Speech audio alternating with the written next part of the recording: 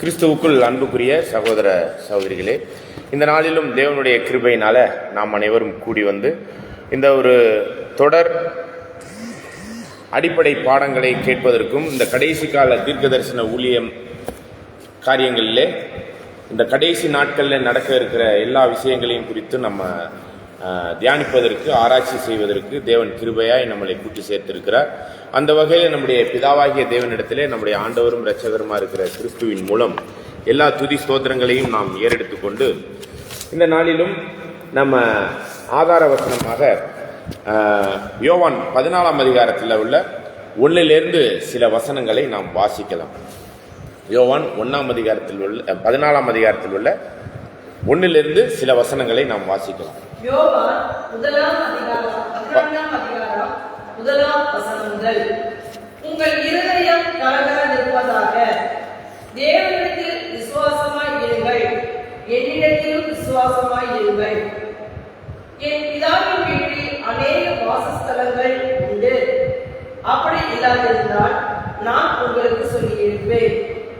ஒரு ஸ்தலத்தை உங்களுக்காக ஆயத்தம் பண்ண போகிறேன். நான் போய் உங்களுக்காக ஸ்தலத்தை ஆயத்தம் பண்ணின பின்பு நான் இருக்கிற இடத்திலே நீங்களும் இருக்கும்படி நான் மறுபடியும் வந்து உங்களை என்னிடத்தில் சேர்த்துக் கொள்வேன். நான் போகிற இடத்தை அறிந்திருக்கிறீர்கள், வழியையும் அறிந்திருக்கிறீர்கள் என்றார். தொடர்ந்து 6 வசனம் வரையும். தோமா அவரை நோக்கி, ஆண்டவரே, நீர் போகிற இடத்தை அறியோமே, வழியை நாங்கள் எப்படி அறிவோம் என்றான். அதற்கு இயேசு, நானே வழியும் சத்தியமும் ஜீவனுமாய் இருக்கிறேன். என்னாலே அல்லாமல் ஒருவனும் பிதாவினிடத்தில் வரான். நானே வழியும் சத்தியமும் ஜீவனுமாய் இருக்கிறேன் என்ற ஒரு வசனத்தை ஆதாரமாக கொண்டு இந்த நாளில் ஒரு சில காரியங்களை நாம் வேத ரீதியாக ஆராய்ச்சி செய்யலாம். இந்த ஆராய்ச்சி மற்றும் வேத பாடங்களின் குறியங்கள விஷயத்தில் நாம் தொடர்ந்து பார்க்கக்கூடிய ஒரு விஷயத்தில் நாம் எப்படிப்பட்டவர்களாய் பக்குவப்பட்டு இந்த ஒரு விஷயத்திற்கு உட்படுத்தணும் அல்லது இந்த ஆராய்ச்சிக்குள்ளே போகணும் அப்படிங்கும்போது, விசேஷ விதமாய் ஆதி அப்போஸ்தலர் காலத்தில் ஒரு குறிப்பிட்ட ஜனங்கள் நற்குணசாலிகளாக இருந்திருக்கிறாங்க. அது எதன் அடிப்படையில் நல்ல குணத்துக்குள்ள தேவனுக்கேற்ற அந்த ஆவிக்குரிய ரீதியிலையும் சரி, அவங்களுடைய வாழ்க்கையினுடைய சாட்சி உள்ள அந்த குணலட்சணங்களிலும் சரி, தேவனால் அங்கீகரிக்கப்பட்டவர்களாய் அவர்கள் இருந்தாங்க அப்படின்னு பார்த்தீங்கன்னா பெரையா பட்டணத்தாரை தான் நம்ம பார்க்க முடியுது. அப்படிப்பட்டவர்களாய் நாம் இருந்து இந்த ஒரு காரியத்துக்குள்ள, நானே வழியும் சத்தியம் ஜீவன்னு சொன்ன அந்த ஒரு விஷயத்துக்குள்ளான ஆராய்ச்சி பாடத்துக்குள்ள போறதுக்கு முன்னாடி நம்ம அப்போஸ்தலர் 17ஆம் அதிகாரத்தில் உள்ள 10-11 வசனத்தை நம்ம வாசிக்கிறோம். அப்போஸ்தலர் 17ஆம் அதிகாரத்தில் உள்ள 10-11 வசனங்களை நம்ம வாசிக்கலாம். அப்போஸ்தலர் 17ஆம் அதிகாரம் 10 மற்றும் 11வது வசனங்கள். உடனே சகோதரர் ராத்திரி காலத்திலே பவுலையும் சீலாவையும் பெரையா பட்டணத்துக்கு அனுப்பிவிட்டார்கள். எந்த பட்டணத்துக்கு போனாங்கன்னா பெரையா பட்டணம் அப்படிங்கிற ஒரு பட்டணத்துக்கு போயிருக்கிறாங்க. அந்த பட்டணத்தார் எப்படிப்பட்டவங்களா ஆவிக்குரிய ரீதியில வளர்ந்தாங்க, இன்னும் சொல்ல போனா எந்த அளவுக்கு அவங்க மேன்மை உள்ளவர்களா இருந்தாங்கிறத தொடர்ந்து வசனத்துல நம்ம வாசிக்கலாம் பாருங்க. அவர்கள் அங்கே சேர்ந்து யூதருடைய ஜெப ஆலயத்திற்கு போனார்கள். அந்த பட்டணத்தார் மனம் வாஞ்சையாய் வசனத்தை ஏற்றுக்கொண்டு, காரியங்கள் இப்படி இருக்கிறதா என்று தினந்தோறும் வேத வாக்கியங்களை ஆராய்ந்து பார்த்ததினால் தெசலோனிக்கேயில் உள்ளவர்களை பார்க்கிலும் நற்குணசாலிகளாய் இருந்தார்கள். நல்லா கவனிக்கலாம். இந்த இடத்துல இவர்கள் நற்குணசாலிகள் அப்படிங்கிற ஒரு பேரை வாங்கின ஒரு அற்புதமான ஜனங்களாக இருக்கிறாங்க. நல்ல குணத்தை உடையவர்களாக இந்த பெரையா பட்டணத்தார் இருந்திருக்கிறார்கள் அப்படிங்கிறத இந்த இடத்துல வசனத்தின் மூலமா நம்ம புரிந்து கொள்கிறோம். ஆகவே இவர்கள் எப்படி நற்குணசாலிகளாக இருந்தாங்க அப்படின்னா, இன்னும் சொல்ல போனா இந்த தெசலோனிக்கா பட்டணத்தாரை காட்டிலும் நற்குணசாலிகள் அப்படிங்கும்போது அவர்கள் தினந்தோறும் வேத வாக்கியங்களை ஆராய்ச்சி பண்ணி பார்த்தாங்க. அப்படிங்கும்போது அவங்க எதன் அடிப்படையில் ஆராய்ச்சி பண்ணாங்கிற ஒரு கேள்வி இருக்குது. இந்த தெசலோனிக்கா பட்டணத்தாரை காட்டிலும் நற்குணசாலிகள்னா இந்த தெசலோனிக்கா பட்டணத்தார் எப்படிப்பட்டவங்க அப்படின்னு பார்த்தீங்கன்னா, அப்போஸ்தலர்கள் எழுதின அநேக கடிதங்கள்ல இந்த தெசலோனிக்கார்களுக்கு எழுதின அந்த ஒரு கடிதத்தில் பார்த்தீங்கன்னா அட்வான்ஸா ஒரு சில விஷயத்தெல்லாம் அப்போஸ்தலர்கள் பவுல் போன்றவர்கள் எழுதியிருக்கிறாங்க. என்ன விஷயம் அப்படின்னு பார்த்தீங்கன்னா, ஆண்டவருடைய 2ஆம் வருகை, அவருடைய 1000 வருட அரசாட்சி, அந்து கிறிஸ்து, இதை போன்ற ஒரு விஷயங்கள் எல்லாம் தெளிவா எழுதியிருக்கிறாங்க. உதாரணத்துக்கு 2 தெசலோனிக்கேயர் 2ஆம் அதிகாரம் 1லேருந்து சில வசனங்களை 4 வசனங்களை வாசிக்கும் போது, இந்த தெசலோனிக்க பட்டணத்தார் ரொம்ப அட்வான்ஸான ஒரு அறிவுக்குள்ள, ஆவியினுடைய ஞானத்துக்குள்ள, பரத்திலிருந்து வருகிற ஞானத்துல வளர்ந்திருந்தாங்க அப்படிங்கிறதுக்கு அந்த வசனமே போதுமானது. நம்ம அதை வாசிக்கலாம் பாருங்க. 2 தெசலோனிக்கேயர் 2ஆம் அதிகாரம் 1, 2, 3, 4 வசனம்.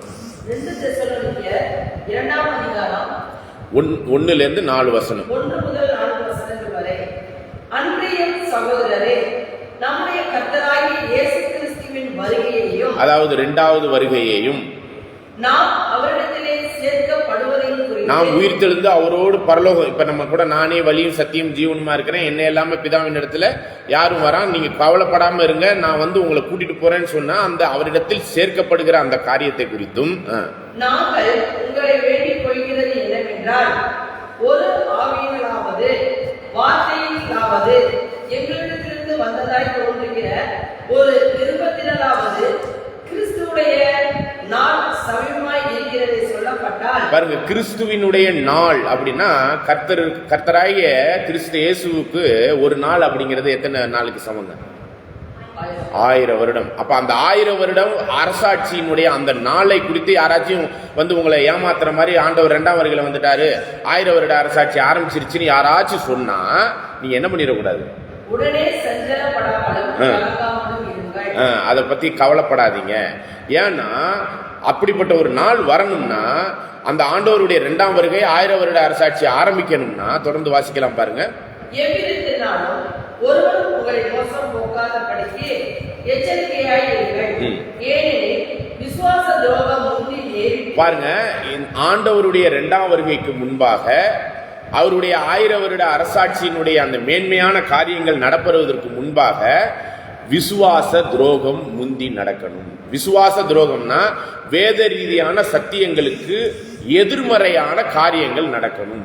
இதை நீங்க 1 தீமோத்தி 4ஆம் அதிகாரம் 1லேருந்து சில வசனங்கள்ல வாசித்தீங்கன்னாலும் இதை பத்தி சொல்லப்பட்டிருக்கு. 1 தீமோத்தி 3ஆம் அதிகாரத்துல, சரி மன்னிக்கவும், 4வது அதிகாரம் 1, 2 வசனங்களை வாசிக்கலாம்.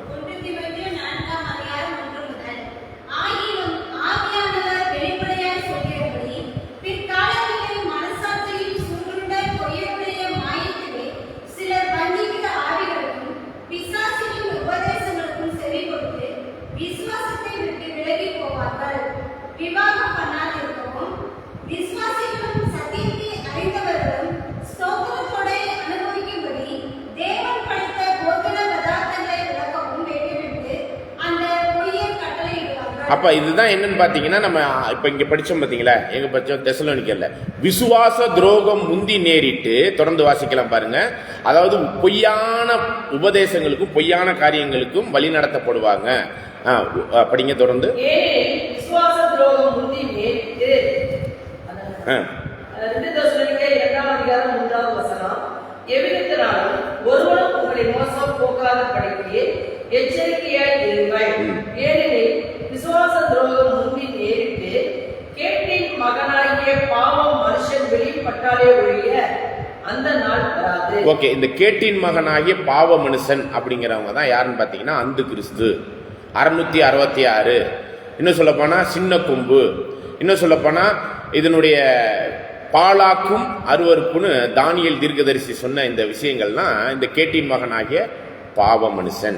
இவன் வெளிப்பட்டால் ஒழிய, அந்த கிறிஸ்து வந்தால் ஒழிய யார் வரமாட்டாரு?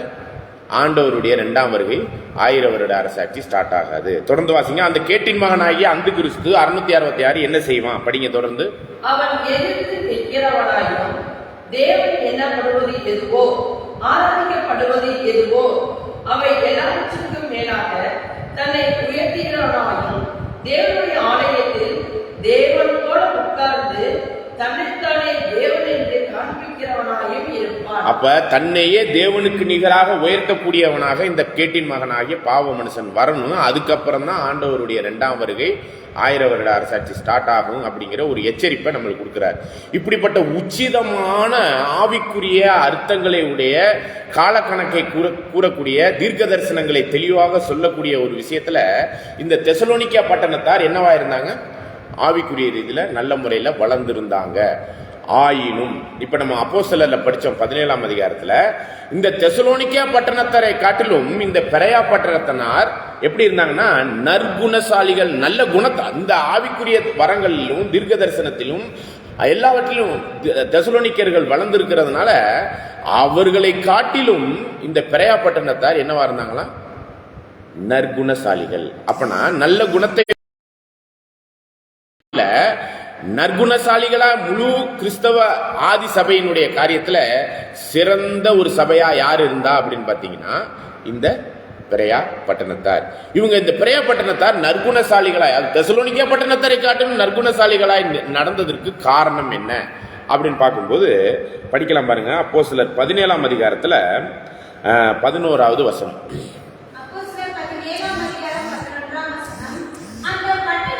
எந்த பட்டணத்தார்னா இந்த பெரையா பட்டணத்தார். படிங்க.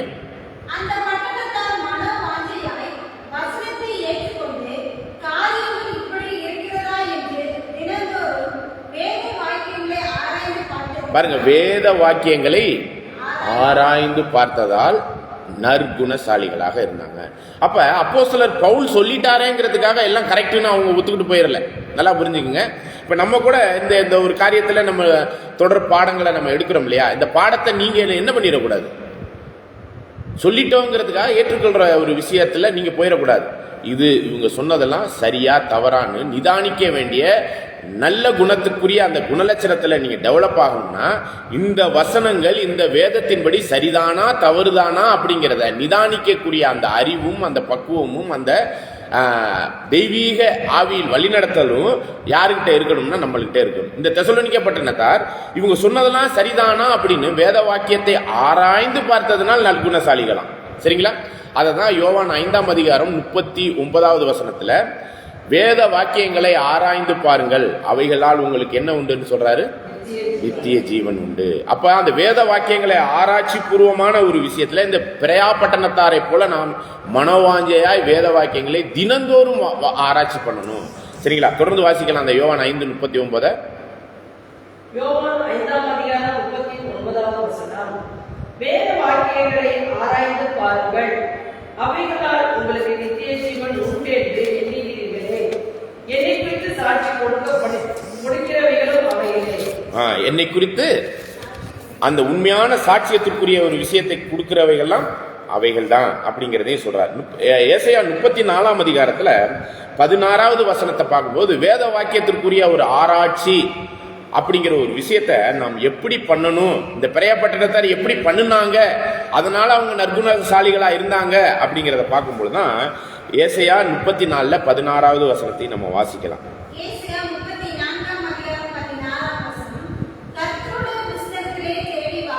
பாருங்க, எப்படி தேடணுமா?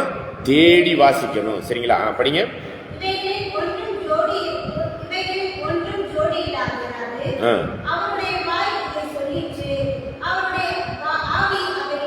அவருடைய தேவ ஆவி இந்த தெளிவான சத்தியத்திற்குள்ளாக அந்த ஒவ்வொரு வசனத்தினுடைய தேடுதலுக்கான ஒரு விஷயத்துல ஜோடி வசனத்தை நம்ம பார்த்து அதற்குரிய ஆவியில வழி நடத்தப்படணும்.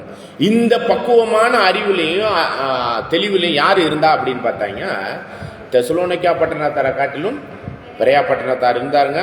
அவங்க தினந்தோறும் ஆராய்ச்சி பண்ணதுனால தேவனுக்கேற்ற குணலட்சணத்துல இருந்தாங்க. ஓகே, இப்ப அந்த அடிப்படையில தான் நானே வழியும் சத்தியமும் ஜீவனுமா இருக்கிறேன் அப்படிங்கிற ஒரு விஷயத்தை இந்த நாள்ல நம்ம ஆராய்ச்சி பண்ணி பார்க்க போறோம். சரிங்களா? நானே வழி அப்படிங்கும்போது இந்த வழி அப்படிங்கிற ஒரு விஷயத்த ஆண்டவர் எங்கேயாச்சும் பேசியிருக்கிறாரா? நானே வழின்னு சொல்லியிருக்கிறார். இப்ப நம்ம படிச்சோம் யோவான் இதுல 14ஆம் அதிகாரத்துல 6வது வசனத்துல நானே வழியும் சத்தியம் ஜீவன் சொல்லும் போது அந்த வழியை குறித்த ஒரு விஷயத்த வேற எங்கேயாச்சும் பேசியிருக்கிறாரா? ஏதாச்சும் வழியை பத்தி வேதம் சொல்லியிருக்கா எங்கேயாச்சும்? வழி படிக்கலாம். மத்தேயு 7ஆம் அதிகாரத்துல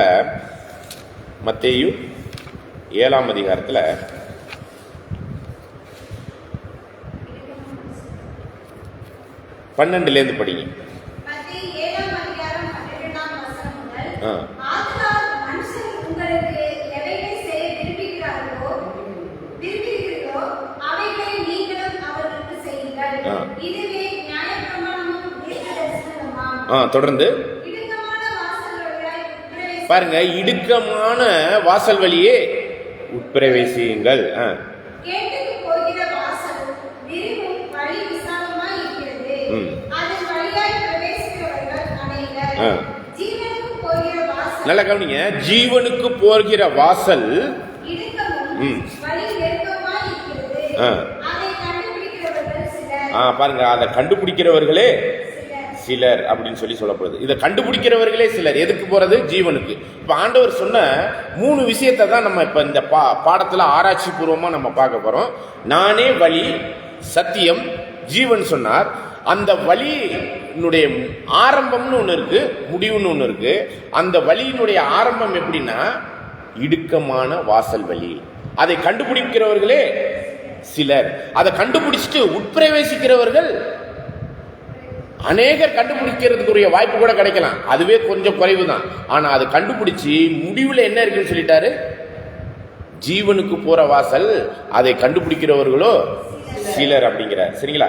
இதே லூக்கா 13ஆம் அதிகாரத்துல 23வது வசனத்திலிருந்து வாசிக்கலாம். 13ஆம் அதிகாரத்துல 23வது வசனம். லூக்கா 13ஆம் அதிகாரம் 23ஆம் வசனம் முதல். ஆ. அப்பொழுது ஒருவன் அவரை நோக்கி, ம். ஆண்டவரே, ரட்சிக்கப்படுகிறவர்கள் சிலர் பேர்தானோ என்று கேட்டார். பாருங்க, இப்போ இன்னைக்கு இருக்கிற உலக கிறிஸ்தவம் 800 கோடி மக்களுக்கு மேல இருக்கிறாங்க. சரிங்களா? 1000 கோடிக்கு நெருங்கிக்கிட்டு இருக்குது. அதுல 600லேருந்து 700 கோடி பேர் கிறிஸ்தவர்கள் இன்னைக்கு பேரளவுல எண்ணிக்கையில எடுத்தோம்னா. சரிங்களா? இப்படிப்பட்ட கிறிஸ்தவர்கள் மத்தியில இத்தனை பேரும் இதற்குரிய ரட்சிப்புக்குள்ள போயிருவாங்களா அப்படின்னா, இந்த இடத்துல ஆண்டவர்கிட்ட சந்தேகத்தோட ஒருத்தர் கேட்கிறார், அப்படின்னா ரட்சிக்கப்படுறது ரொம்ப குறைவான ஆளுக போல இருக்கே. ஏன்னா ஆண்டவரே சொல்றார், அழைக்கப்பட்டவரோ அநேகர், தேர்ந்தெடுக்கப்பட்டவரோ சிலர். அப்ப உண்மை உள்ளவர்கள் இன்னும் வெகு சிலர். அதனாலதான் இங்க ரட்சிக்கப்படுவர்களே சிலர் தானோன்னு சொல்லும் பொழுது ஆண்டவர் ஒரு வார்த்தை சொல்றார் பாருங்க. படிங்க 24. இடுக்கமான வாசல் வழியாய் பிரவேசிக்க பிரயாசப்படுங்கள். நம்ம ஏற்கனவே பார்த்தோம், இடுக்கமான நெருக்கமான வாசல் வழியே அதை கண்டுபிடிக்கிறவர்களே சிலர்னு சொல்லும்போது, அதை கண்டுபிடிச்ச பிறகுதான் உட்பிரவேசிக்க முடியும். அந்த வழி அப்படிங்கிற விஷயத்துல நானே வழின்னு ஆண்டவர் சொல்லிட்டாருங்க. சரிங்களா? அப்ப அந்த வழியை கண்டுபிடிச்ச பிறகு உட்பிரவேசிக்க பிரயாசப்படுங்கள். தொடர்ந்து வாசிக்கலாம் பாருங்க. அநேகர் உட்பிரவேசிக்க வகை தேடினர். பாருங்க, நிறைய பேர் அழைக்கப்பட்ட நிறைய பேர் அதை உட்பிரவேசிக்கணும் அந்த ஒரு முறைமைகளுக்குள்ள முயற்சி பண்ணாலும் அவர்களோ கூடாமல் போகும். நிறைய பேருக்கு முடியாது. இதுக்கு முன்னாடி படிச்சோம், சிலர் தான் கண்டே பிடிப்பாங்கன்னு. அதுல நிறைய பேர் முயற்சி பண்ணுவாங்களாம். அது இடுக்கு சந்தில போய் முட்டிக்கிட்டு நிக்கிற மாதிரி அதுக்குள்ள போறதுக்கே முடியாம போயிரும் அப்படிங்கறத இந்த இடத்துல இந்த வசனத்துல சொல்றார். தொடர்ந்து வாசிக்கலாம் பாருங்க. வீட்டு எஜமான் எழுந்து கதவை பூட்டின பின்பு நீங்கள் வெளியே நின்று, ஆண்டவரே, ஆண்டவரே, எங்களுக்கு திறக்க வேண்டும் என்று சொல்லி கதவை தட்டும்போது அவர் பிரதியுத்தரமாக, நீங்கள் எவ்விடத்தாரோ உங்களை அறியேன் என்று உங்களுக்கு சொல்லுவார். பாருங்க, இப்படி இந்த இடுக்கமான வாசலை கண்டுபிடிச்சு உட்பிரவேசிக்க முயற்சி பண்றவங்க அநேகர். ஆனா உள்ளே பிரவேசிக்க முடியாதான். ஆனா கடைசி காரியத்துல 10 கன்னியர் உவமையில என்ன சொல்றாரு? 5 பேர் நிராகரிக்கப்படும் போது புத்தி இல்லாதவங்க உங்களை நான் அறியேன்னு சொல்ற அந்த மாதிரி ஒரு குரூப்பாக நிராகரிக்கப்படுவதற்கு ஏதுவான சூழ்நிலைகளை பத்தி இங்க சொல்றாரு. இன்னும் சொல்ல போனா, உங்களோட நாங்க என்ன பண்ணோம்? படிங்க, தொடர்ந்து படிங்க. அப்போது நீங்கள் உங்களுடைய சமூகத்தில் போதகம் பண்ணினோமே, நீ எங்கள் வீதிகளில் போதகம் பண்ணினீரே என்று சொல்லுவீர்கள். ஆனாலும் அவர், நீங்கள் எவ்விடத்தாரோ உங்களை அறியேன், அக்கிரமக்காரராகிய நீங்கள் எல்லோரும் என்னை விட்டு அகன்று போங்கள் என்று. அப்ப இந்த மாதிரியான நிராகரிப்பு நிலைமை தான் இந்த வழியினுடைய இடுக்கமான வாசலினுடைய அந்த வழியை கண்டுபிடிச்சு உட்பிரவேசிக்க முயற்சி பண்ணலாம். ஆனா யாருமே அநேகராக போக முடியாது. சிலர் மட்டும்தான் இந்த வாய்ப்புக்குள்ள வருவாங்க. அப்படிங்கும்போது இது உட்பிரவேசிச்சு வந்த பிறகுதான் அது மத்தேயு 7ஆம் அதிகாரத்தில் எப்படி சொல்லிட்டாங்க அப்படின்னு பாத்தீங்கன்னா 14வது வசனம். மத்தேயு 7ஆம் அதிகாரம் 14ஆம் வசனம். ஜீவனுக்கு போகிற வாசல் நானே வழியும் சத்தியமும் ஜீவன் சொன்னார்ல, அந்த இடுக்கமான வாசல் தான், வழி தான் எங்க கொண்டு போக போகுது? ஜீவனுக்கு. சரிங்களா? இந்த நித்திய ஜீவனுக்கான என்ன சொல்ல போனா, இந்த சுவிசேஷத்துல 2 வகையான ஜீவன் இருக்கிறதா வேதம் சொல்லுது. சரிங்களா? எத்தனை வகை ஜீவன் இருக்குது? 2 வகையான ஜீவன் இருக்கிறதா சொல்லுது. இன்னைக்கு முழு கிறிஸ்தவத்துக்கே இது தெரியாது. என்னங்க அது 2 ஜீவனா அப்படிங்கிற ஒரு கேள்வி கூட இருக்குது. சரிங்களா? ஒன்னு என்னன்னா சாகாமைக்குரிய ஜீவன், இன்னொன்னு நித்திய ஜீவன். இது என்ன வித்தியாசங்கிறத நம்ம பின்னாடி பார்க்கலாம். ஆனா இந்த இடத்துல நானே வழிங்கிற போது இந்த இடுக்கமான வாசலை கண்டுபிடிச்சு உட்பிரவேசிக்கிறவர்கள் அநேகர் இல்ல, சிலர் தான். அதை முடிவு பரியந்தும் அந்த ஓட்டத்தை ஓடி முடிக்கும் பொழுதுதான் அந்த ஜீவனை அடைய முடியும் அப்படிங்கிறதெல்லாம் இந்த இடத்துல பார்க்கிறோம். இந்த ஒரு ஜீவனுக்கான வழி எப்பொழுது திறக்கப்பட்டது அப்படிங்கிற ஒரு கேள்வி ஒன்று இருக்குது நம்மளுக்கு. சரிங்களா? நானே வழின்ட்டாரு, இந்த வழியை ஓபன் பண்ணது யாரு? சரிங்களா? இதுக்கு முன்னாடி அந்த ஒரு வழி ஓபன் ஆகலையா? ஆனா விஷயம் பார்த்தீங்கன்னா, இதுக்கு முன்னாடியே ஒரு வழி ஓபன் ஆகி இருந்திருக்கு. அது என்னன்னு பார்த்தீங்கன்னா, அதே 13வது வசனத்தை படிங்க.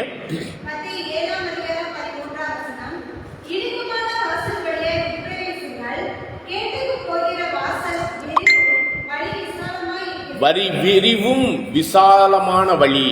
சரிங்களா? இது கேடு அழிவுக்கு போற வழி. இது ஆல்ரெடி ஓபன் ஆனது. இது யார் ஓபன் பண்ணி வச்சதுன்னா, கேடு அழிவு மரணம் என்ற ஒரு வழியை ஓபன் பண்ணது யாருங்க? மனிதனுக்கு செம்மையாய் தோன்றுகிற வழிகள் ஒன்று, அது மரண வழிகள் அப்படின்னு சொல்லக்கூடிய அந்த மரணத்தை முழு மனுக்குலத்துக்கும் ஓபன் பண்ணி கொடுத்தவர் யாருன்னு பார்த்தீங்கன்னா, ஆதாமுக்குள் எல்லாரும் மரிக்கிறோம். சரிங்களா? இதை ரோமர் 5ஆம் அதிகாரம் 12, 13, 14 வசனத்திலையும் படிக்கிறோம். 1 கொரிந்தியர் 15ஆம் அதிகாரம் 22, 23, 24 வசனங்கள்லையும் படிக்கிறோம். ஓகே, அப்ப ஆதாமுக்குள்ளான இந்த மரண வழிய முழு மனுக்குலமும் மரணத்துக்குள்ள போயிட்டு இருக்கும் போதுதான் கிறிஸ்து ஜீவனுக்கான ஒரு வழியை ஓபன் பண்றாரு. சரிங்களா? இது எப்போ ஓபன் பண்ணாரு? ஆதியிலே தேவன் வானத்தையும் பூமியும் படைக்கும் போது ஓபன் பண்ணாரா? இல்ல ஆதாமேவால படைச்சு அந்த ஏதோன் தோட்டத்தில் வைக்கும் போது ஓபன் பண்ணாரா? அல்லது ஆதாமேவால் பாவம் செய்த பிறகு அந்த நேரத்திலே அந்த ஒரு இடுக்கமான வாசல் வழியை ஓபன் பண்ணாரா? அல்லது நியாயப்பிரமாணத்தை மோசக்கிட்ட கொடுக்கும்போது ஓபன் பண்ணாரா? அல்லது நியாயப்பிரமாணம் தீர்க்க தரிசனம்லாம் முடிச்சு பழைய ஏற்பாடுலாம் முடிச்சுட்டு ஆண்டவர் மனிதனாக வார்த்தை தேவ தன்மையில இருந்த அந்த வார்த்தையானவர் மாமிசமாக இந்த பூமியில வந்த பிறகு அந்த வழியை ஓபன் பண்ணாரா? அப்படிங்கிற ஒரு கேள்வியினுடைய விஷயத்தை தான் இப்ப நம்ம பார்க்க போறோம். சரிங்களா? அப்ப அந்த இடுக்கமான வாசல் வழியை யார் எப்பொழுது எங்கே ஓபன் பண்ணாருன்னா, அந்த வழியினுடைய நிறைவு பகுதியில என்ன இருக்குன்னா, ஜீவனுக்கான ஒரு விஷயம் இருக்குது. சரிங்களா? அதனாலதான் ஆண்டவர் சொன்னார், நானே வழியும் சத்தியமும் ஜீவனுமா இருக்கிறேன். இப்ப நம்ம 2 விஷயத்தை நம்ம கண்கூட அந்த ஒரு வேத ரீதியான ஆராய்ச்சியில பார்த்துக்கிட்டு இருக்கிறோம். ஒன்னு என்னன்னா, வேத வாக்கியங்களை ஆராய்ச்சி பண்ணி பாருங்க, அதனால் ஜீவன் நித்திய ஜீவன் உண்டென்று எண்ணுகிறீர்கள் சொல்லும் போது இந்த இடத்துல வழி என்னன்னு கண்டுபிடிச்சிட்டோம். நானே வழின்னு சொல்லியிருக்கார். ஜீவன் யாரால எப்படி கிடைக்க போகுதுங்கிறதையும் அந்த நிறைவு பகுதிக்குரிய இலக்கு என்னங்கிறதையும் கண்டுபிடிச்சிட்டோம். அது யாரால தான் கூடும், யாரால தான் செய்ய முடியும் அப்படின்னா, நம்முடைய ஆண்டவரும் இரட்சகருமா இருக்கிற கிறிஸ்துவின் மூலமாக தான் இது 2மே கிடைக்கும். எது? அந்த வழியை ஓபன் பண்றவரும் அவர் தான்ங்கிறது நம்மளுக்கு புரிய வருது. அடுத்தது அந்த ஜீவன்கிறது கிறிஸ்துவுக்குள்ளாக தான் நம்மளுக்கு கிடைக்க போகுது அப்படிங்கிறதையும் இது புரிய வருது. ஆனா இடையில ஒரு வார்த்தை இருக்கு, நானே வழியும் சத்தியமும். சரிங்களா? நானே வழியும் சத்தியமும் அப்படிங்கிற ஒரு விஷயத்தை கடந்து வரும்போது தான் ஜீவன் கிடைக்கும். சரிங்களா? இப்ப நம்ம இன்னும் டீப்பா போய் அந்த வழியின் நிறைவில் உள்ள ஜீவனை குறித்து நம்ம சிந்திக்கலாம். இந்த ஜீவன் அப்படிங்கிற ஒரு விஷயத்தை பொறுத்த மட்டும் எப்படி வேதமானது நம்மளுக்கு வலியுறுத்தி சொல்லப்படுகிறது அப்படின்னு பார்க்கும் பொழுது படிக்கலாம் பாருங்க. 2 தீமோத்தி 1ஆம் அதிகாரம். இந்த ஜீவனானது 2 வகையான ஜீவனாக இருக்குது. அந்த ஜீவனுக்குரிய ஒரு விஷயத்தை தேவன் யார் மூலமா எதன் மூலமா நம்மளுக்கு கொடுக்கிறார் ஜீவனை. அந்த ஜீவன் 2 வகையான ஜீவனாகவும் இருக்குது அப்படிங்கிறத 2 தீமோத்தி 1ஆம் அதிகாரம் 9, 10 வசனத்துல நம்ம வாசிக்கலாம்.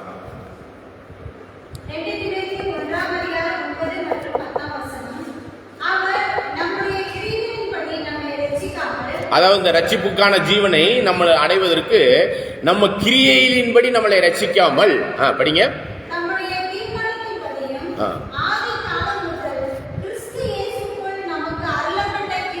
பாருங்க, ஆதி காலம் முதல் நம்ம கிறிஸ்துவுக்குள்ளாக அருளப்பட்ட கிருபையின்படியும் பாருங்க என்ன அழைப்பு கொடுத்திருக்கிறாரா? பரிசுத்த அழைப்பு. இந்த அழைப்பு எங்க உள்ள அழைப்பு? யார் அழைச்சதுன்னா பிதாவாகிய தேவன் பரிசுத்தமான ஒரு அழைப்பை நம்மளை அழைச்சிருக்காராம். அந்த அழைப்பை பத்தி நம்ம தனியா பார்க்கணும். ஒரே அழைப்பு, உன்னத பரலோக அழைப்பு. அப்படிங்கும்போது நம்மளுக்கு பரலோகத்திற்குரிய இந்த அழைப்பை இந்த பூமியில் உள்ள மனுக்குலத்தில் இருக்கிற மாமிசமா இருக்கிற நம்மளை நோக்கி தேவன் என்ன பண்ணியிருக்காராம்? பரிசுத்த அழைப்பாக பரலோகம் அழைச்சிருக்கார். அதுல அழைக்கப்பட்டவர்கள் தான் இந்த இடுக்கமான வாசல் வழியே நானே சத்தியம் என்று சொல்லக்கூடிய அந்த விஷயத்தை கடந்து எதை அடைய முடியும்? ஜீவனை அடைய முடியும். அப்படிப்பட்ட அந்த அழைப்புல எப்படி அதை வெளிக்கொணர்ந்தார், எப்படி தேவன் அதை நம்மளுக்கு கொடுத்திருக்கிறாருங்கிறத படிக்கலாம் பாருங்க.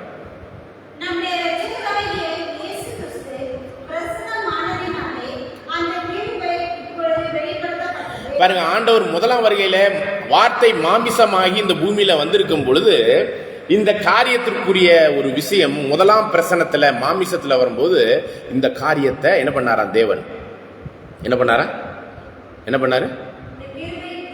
வெளிப்படுத்தப்பட்டது. அந்த தேவனுடைய அன்பின் அந்த கிருபையானது வெளிப்படுத்தப்பட்டது. அந்த அன்பின் கிருபையில என்ன வெளிப்படுத்தப்பட்டது? இதுதாங்க ரொம்ப முக்கியமான ஒரு விஷயம். படிக்கலாம் பாருங்க. இன்னும் ரொம்ப முக்கியமான ஒரு விஷயத்துக்குள்ள வரப்போறோம். படிங்க. அவர் மரணத்தை பரிகரித்து மரணத்தின் அதிபதியாகிய சாத்தானை ஜெயித்து அப்படிங்கறதெல்லாம் எபிரேயர் 2ஆம் அதிகாரம் 13, 14, 15 வசனத்திலையும் வாசிக்கிறோம். தொடர்ந்து வாசிக்கலாம் பாருங்க.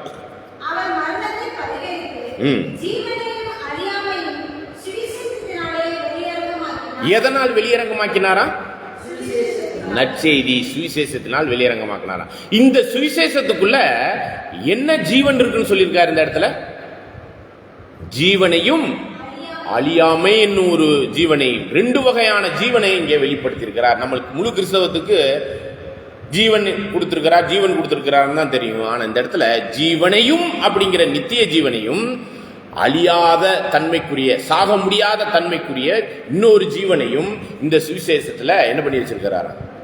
அப்ப முழு கிறிஸ்தவமே எல்லாருக்கும் தெரிஞ்ச மாதிரி எந்த ஒரு விஷயத்தை, எந்த வசனத்தை சொல்லுவாங்கன்னா யோவான் 3:16 படி உள்ள நித்திய ஜீவனை பத்தி பேசிக்கிட்டு இருப்பாங்க. ஆனா சாகாமை அழியாமை என்ற ஒரு ஜீவன் ஒண்ணு இருக்குதுங்கிறதே முழு கிறிஸ்தவத்துக்கே தெரியாது. இதுதான் இந்த இடத்துல நம்ம மிகவும் முக்கியமாக கண்டுபிடிக்க வேண்டிய ரொம்ப முக்கியமான காரியமா இருக்கு. இந்த முழு மனுக்குலமும் நித்திய ஜீவனுக்காக ஏங்கிக்கிட்டு இருக்கு, மரணத்துக்குள்ள போயிட்டு இருக்கு. அந்த நித்திய ஜீவனை கொடுப்பதற்கு ஆண்டவர் மனுஷீக ஜீவனோடு வந்து அந்த நித்திய ஜீவனை சிலுவையில கொடுத்தார். அதுதான் நித்திய ஜீவன். அந்த நித்திய ஜீவன் முழு மனுக்குலத்துக்கும் மனுஷனாக வாழ்வதற்கு கொடுக்கப்பட்டது மட்டுமே, பரலோகத்துக்கு போறதுக்கு அல்ல. கவனிக்க வேண்டியது, அவர் மனுஷீக ஜீவனை கொடுத்தது எதற்காக மட்டும்?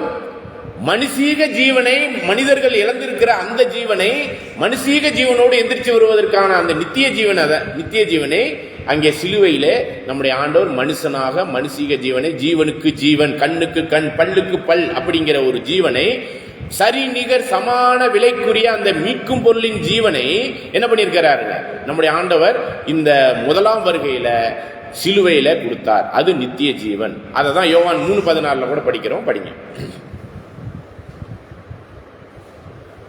யோவான் 3ஆம் அதிகாரம் 16வது வசனம். தேவன் நம்முடைய ஒரே பேரான குமாரனை விசுவாசிக்கிறவன் எவனோ அவன் கெட்டு போகாமல், அதாவது அழிவுக்குள் போகாமல், மரணத்துக்குள் போகாமல். சரிங்களா? ஆதாமுக்குள்ள எல்லாரும் மரணத்துக்குள்ள போயிட்டு இருக்கிறாங்க இல்லையா? அந்த கேடான வாசல் வழி, விசாலமான வழியில என்ன எல்லாரும் முழு மனுக்குலமும் யாராச்சும் தப்பிச்சு உயிரோட இருக்க முடியுமா? செத்துதான் ஆகணும். அதிகப்படியா 969 வருஷம் வாழ்ந்தவர் மெத்துசலாம். அதுக்கப்புறம் அவரும் செத்து போயிட்டார். யாருமே 1000 வருஷம் வாழல. சரிங்களா? அதனால கர்த்தருக்கு ஒரு நாள் அப்படிங்கிற அந்த ஒரு நாளுக்குள்ளே எல்லா மனுக்குலமே செத்துக்கிட்டு இருக்கு இன்னைக்கு. அப்ப இன்னைக்கு பலத்தினால் அல்லது 70, பலத்தினால் 80ங்கிற அளவுக்கு தாண்டி வாழ்றதே கஷ்டம்தான். அது மாதிரி சூழ்நிலையும் போயிட்டு இருக்கு. அப்ப இந்த இடத்துல இந்த அழிவுக்குள் போய் கொண்டிருக்கிற இந்த ஜீவனை தான் நம்ம பெற்றுக்கொண்டு வாழ்ந்து கொண்டிருக்கிறோம். பிறக்கிறதே சாகிறதுக்கு. இப்படி சாகிறதுக்கு வாழ்ந்து கொண்டிருக்கிற நமக்கு, இந்த அழிவுக்குள்ள போயிட்டு இருக்கிற நமக்கு, இந்த உலகத்தின் அழிவுக்குள்ள போயிட்டு இருக்கிற நமக்கு தேவன் என்ன பண்ணிட்டாராம்? இந்த உலகத்தின் மேல் எந்த அளவுக்கு அன்பு கூர்ந்திருக்கிறார் என்றால், தொடர்ந்து வாசிக்கலாம். தேவன் தம்முடைய ஒரே பேரான குமாரனை விசுவாசிக்கிறவன் எவனோ அவன் கெட்டு போகாமல் நித்திய ஜீவனை அடையும்படிக்கு அவரை தந்தருளி இவ்வளவாய் உலகத்தில் அன்பு கூர்ந்தார். ஆக இந்த ஒரு வசனம் என்ன சொல்லுன்னா, நித்திய ஜீவனுக்குரிய அந்த ஒரு விஷயத்துல கிறிஸ்துவானவர் நமக்காக மரணத்தை, மனுஷீக மரணத்துக்குள்ளாக மரித்தார். அததான் ஆதாமுக்குள் எல்லாரும் மரிக்கிறது போல கிறிஸ்துவுக்குள் எல்லாரும் உயிரடைவார்கள். உயிர்த்தெழுதல் அடைகிறத பத்தி சொல்லல, உயிரடைவார்கள் அப்படிங்கிறத பார்க்கிறோம். இதே 1 தீமோத்தேயு 2ஆம் அதிகாரம் 4-5 வசனத்திலையும் நம்ம பார்க்கிறோம். மனிதனுக்கும் தேவனுக்குமான மத்தியஸ்த வேலையில மீட்கும் பொருளாக நம்முடைய ஆண்டவரும் இரட்சகருமா இருக்கிற கிறிஸ்து என்ன செஞ்சார் படிக்கலாம் பாருங்க. 1 தீமோத்தேயு 2ஆம் அதிகாரம் 4, 5, 6 வசனம். 1 தீமோத்தேயு 2ஆம் அதிகாரம் 4 மற்றும் 5 வசனம் முதல். எல்லா மனுஷரும் ரட்சிக்கப்பட பாருங்க, எல்லா மனுஷரும், இதுல கிறிஸ்தவர்கள் அப்படின்னு சொல்லல, இதுல இந்துக்கள் அப்படின்னு சொல்லல, இதுல முஸ்லிம்கள், எல்லா மனுஷரும், கடவுளே இல்லைன்னு சொல்றவங்க கூட இந்த ரட்சிப்புக்குள்ள வரணுங்கிறதா தேவனுடைய எண்ணம். சரிங்களா? எல்லா மனுஷரும் ரட்சிக்கப்படவும் சத்தியத்தை அறிகிற அறிவை அடையவும் அவர் சுத்தமுள்ளவராய் இருக்கிறார். தேவன் ஒருவரே, தேவனுக்கும் மனுஷருக்கும் மத்தியஸ்தரும் ஒருவரே. எல்லாரையும் மீட்கும் பொருளாக தம்மை ஒப்புக்கொடுத்த, எல்லா மனுஷரையும் மீட்கும் பொருளாக தன்னுடைய ஜீவனை கொடுத்த மனுஷராகிய கிறிஸ்து இயேசு அவரே. இதற்குரிய சாட்சி ஏற்ற காலங்களில் விலகி வருகிறது. இதுக்குரிய காரியம் தெளிவா நம்மளுக்கு புரிய வருது. ரோமர் 5ஆம் அதிகாரத்துல 18வது வசனத்தை கூட நம்ம வாசிக்கலாம் பாருங்க. 17, 18. ரோமர் 5ஆம் அதிகாரம் 17 மற்றும் 18வது வசனங்கள்.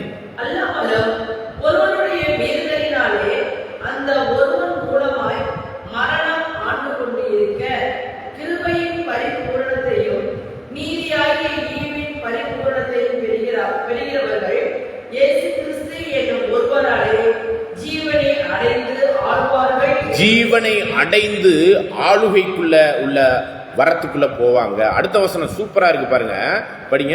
ஆகையால் ஒரே மீறுதலினாலே எல்லா மனுஷருக்கும் ஆக்கினைக்கு ஏதுவான தீர்ப்பு உண்டானது போல, ஒரே மனுஷனாகிய ஆதாமுக்குள்ளாக எல்லாருக்கும் நியாய தீர்ப்புக்கான ஆக்கினைக்கு ஏதுவான தீர்ப்பு என்ன உண்டானுச்சுன்னா, எல்லாரும் என்ன ஆகணுங்க? சாவணும் அப்படிங்கிற ஒரு தீர்ப்பை ஆதியிலே எழுதிட்டார். அப்படி உண்டானது போல தொடர்ந்து வாசிக்கலாம் பாருங்க. ஒரே நீதியினாலே எல்லா மனுஷருக்கும் ஜீவனை அளிக்கும் நீதிக்கு ஏதுவான தீர்ப்பு. அதே ஒரே நீதிக்குரிய ஒரு மனுஷனாகிய யாசுவா மெசி ஆண்டவராகிய இயேசு கிறிஸ்துவினுடைய மூலமாக என்ன கிடைச்சிருச்சுன்னு பார்க்கிறோம். என்ன கிடைச்சிருச்சு? தீர்ப்பு என்ன கிடைச்சிருச்சு? நீதிக்கு ஏதுவான தீர்ப்பு என்ன கிடைச்சிருக்குங்க? நீதி, ஜீவனை எல்லாருக்கும் கொடுக்கணும் அப்படிங்கிற தீர்ப்பை கொடுத்துட்டாராம். சரிங்களா? இதுல 26ஆம் அதிகாரம் 23வது வசனத்தை படிச்சு பாருங்க. ரோமர் 6:23.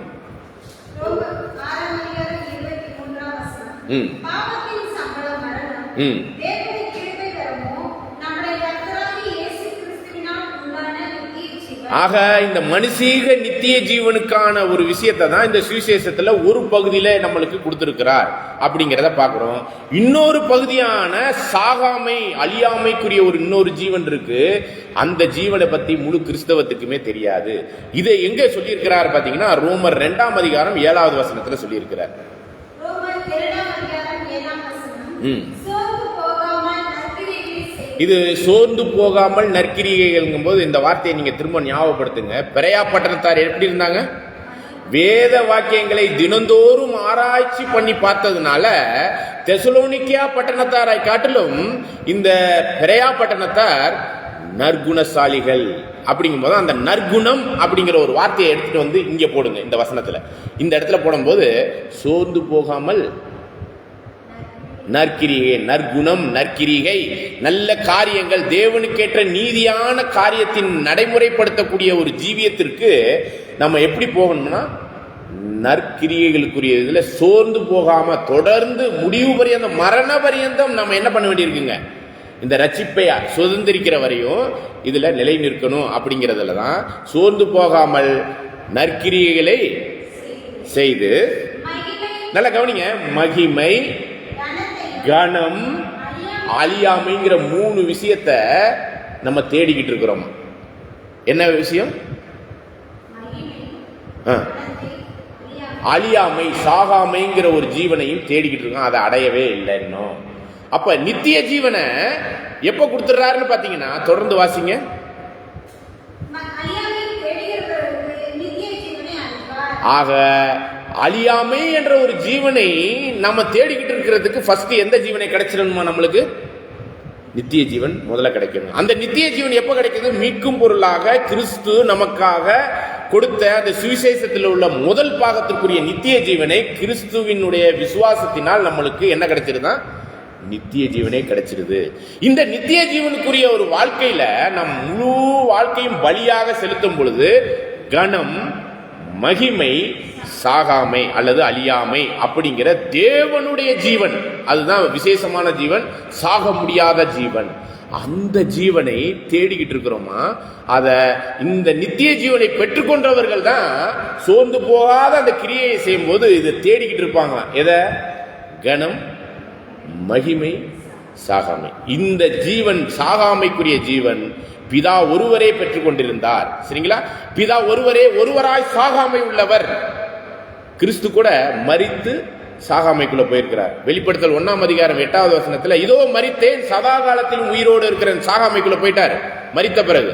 ஆனா ஒருவராய் சாகாமை உள்ளவர், இதுவரை சாவே பார்க்காத ஒருத்தர் இருக்கிறார்னா அவர் யார்? மட்டும்தான் பிதாவாகிய தேவன் ஒருவர் மட்டும்தான். அப்படிங்கிறத பார்க்கும் பொழுதுதான் அந்த சாகா ஜீவனை கிறிஸ்து மரித்து உயிர்த்தெழும் போது பெற்றுக்கொண்டார். அதான் அழியாமைக்குரிய ஜீவன். அதே ஜீவனை இப்போ யாருக்கு கொடுக்க இருக்கிறார்? சோர்ந்து போகாமல் நற்கிரியைகளை செய்கிற பிரயாபட்டணத்தாரை போல வேத வாக்கியங்களை தினந்தோறும் ஆராய்ச்சி பண்ணுகிறவர்களுக்கு என்ன பண்ணுவாங்க? கணம், மகிமை, சாகாமைக்குரிய அந்த ஜீவனை அடைவதற்கு. கணம்னா பிதா அமர்ந்த அதே சிங்காசனத்தில் யார் அமர்ந்திருக்கிறார்? வலதுபுறத்தில் ஆண்டவராய் இயேசு கிறிஸ்து. இயேசு கிறிஸ்துவினுடைய சிங்காசனத்தில் யார் போய் உட்கார போறா தெரியுங்களா? ராஜாக்களா? வெளிப்படுத்தின விசேஷம் 3ஆம் அதிகாரம் 20வது வசனத்தை படிச்சு ஜெயம் கொள் அப்படிங்கிறத பத்தி பேசுறார். ஜெயம் கொள்கிறவர்களை பத்தி பேசுறார். படிக்கலாம் பாருங்க. 20வது வசனம். இதோ வாசற்படியிலே நின்று தட்டுகிறேன். ஒருவன் என் சத்தத்தை கேட்டு கதவை திறந்தால் அவனிடத்தில் நான் பிரவேசித்து அவனோடு போஜனம் பண்ணுவேன், அவனும் என்னோட போஜனம் பண்ணுவான். தொடர்ந்து நான் ஜெயங்கொண்டு என் பிதாவுடைய சிங்காசனத்திலே அவரோடு கூட உட்கார்ந்தது போல. ஆண்டவர் இந்த உலகத்தை விசுவாசத்திற்குரிய அந்த ஒரு ஜீவியத்துல ஜெயம் கொண்டு பிதாவினுடைய சிங்காசனத்தில் போய் உட்கார்ந்தது போல யாரெல்லாம் இதே வழியாக ஆண்டவர் காட்டின அந்த இடுக்கமான வாசல் வழியாக உட்பிரவேசித்து அந்த ஜீவனுக்கு போறவர்கள் ஜெயம் கொண்டு எங்க போய் உட்கார போறாங்க?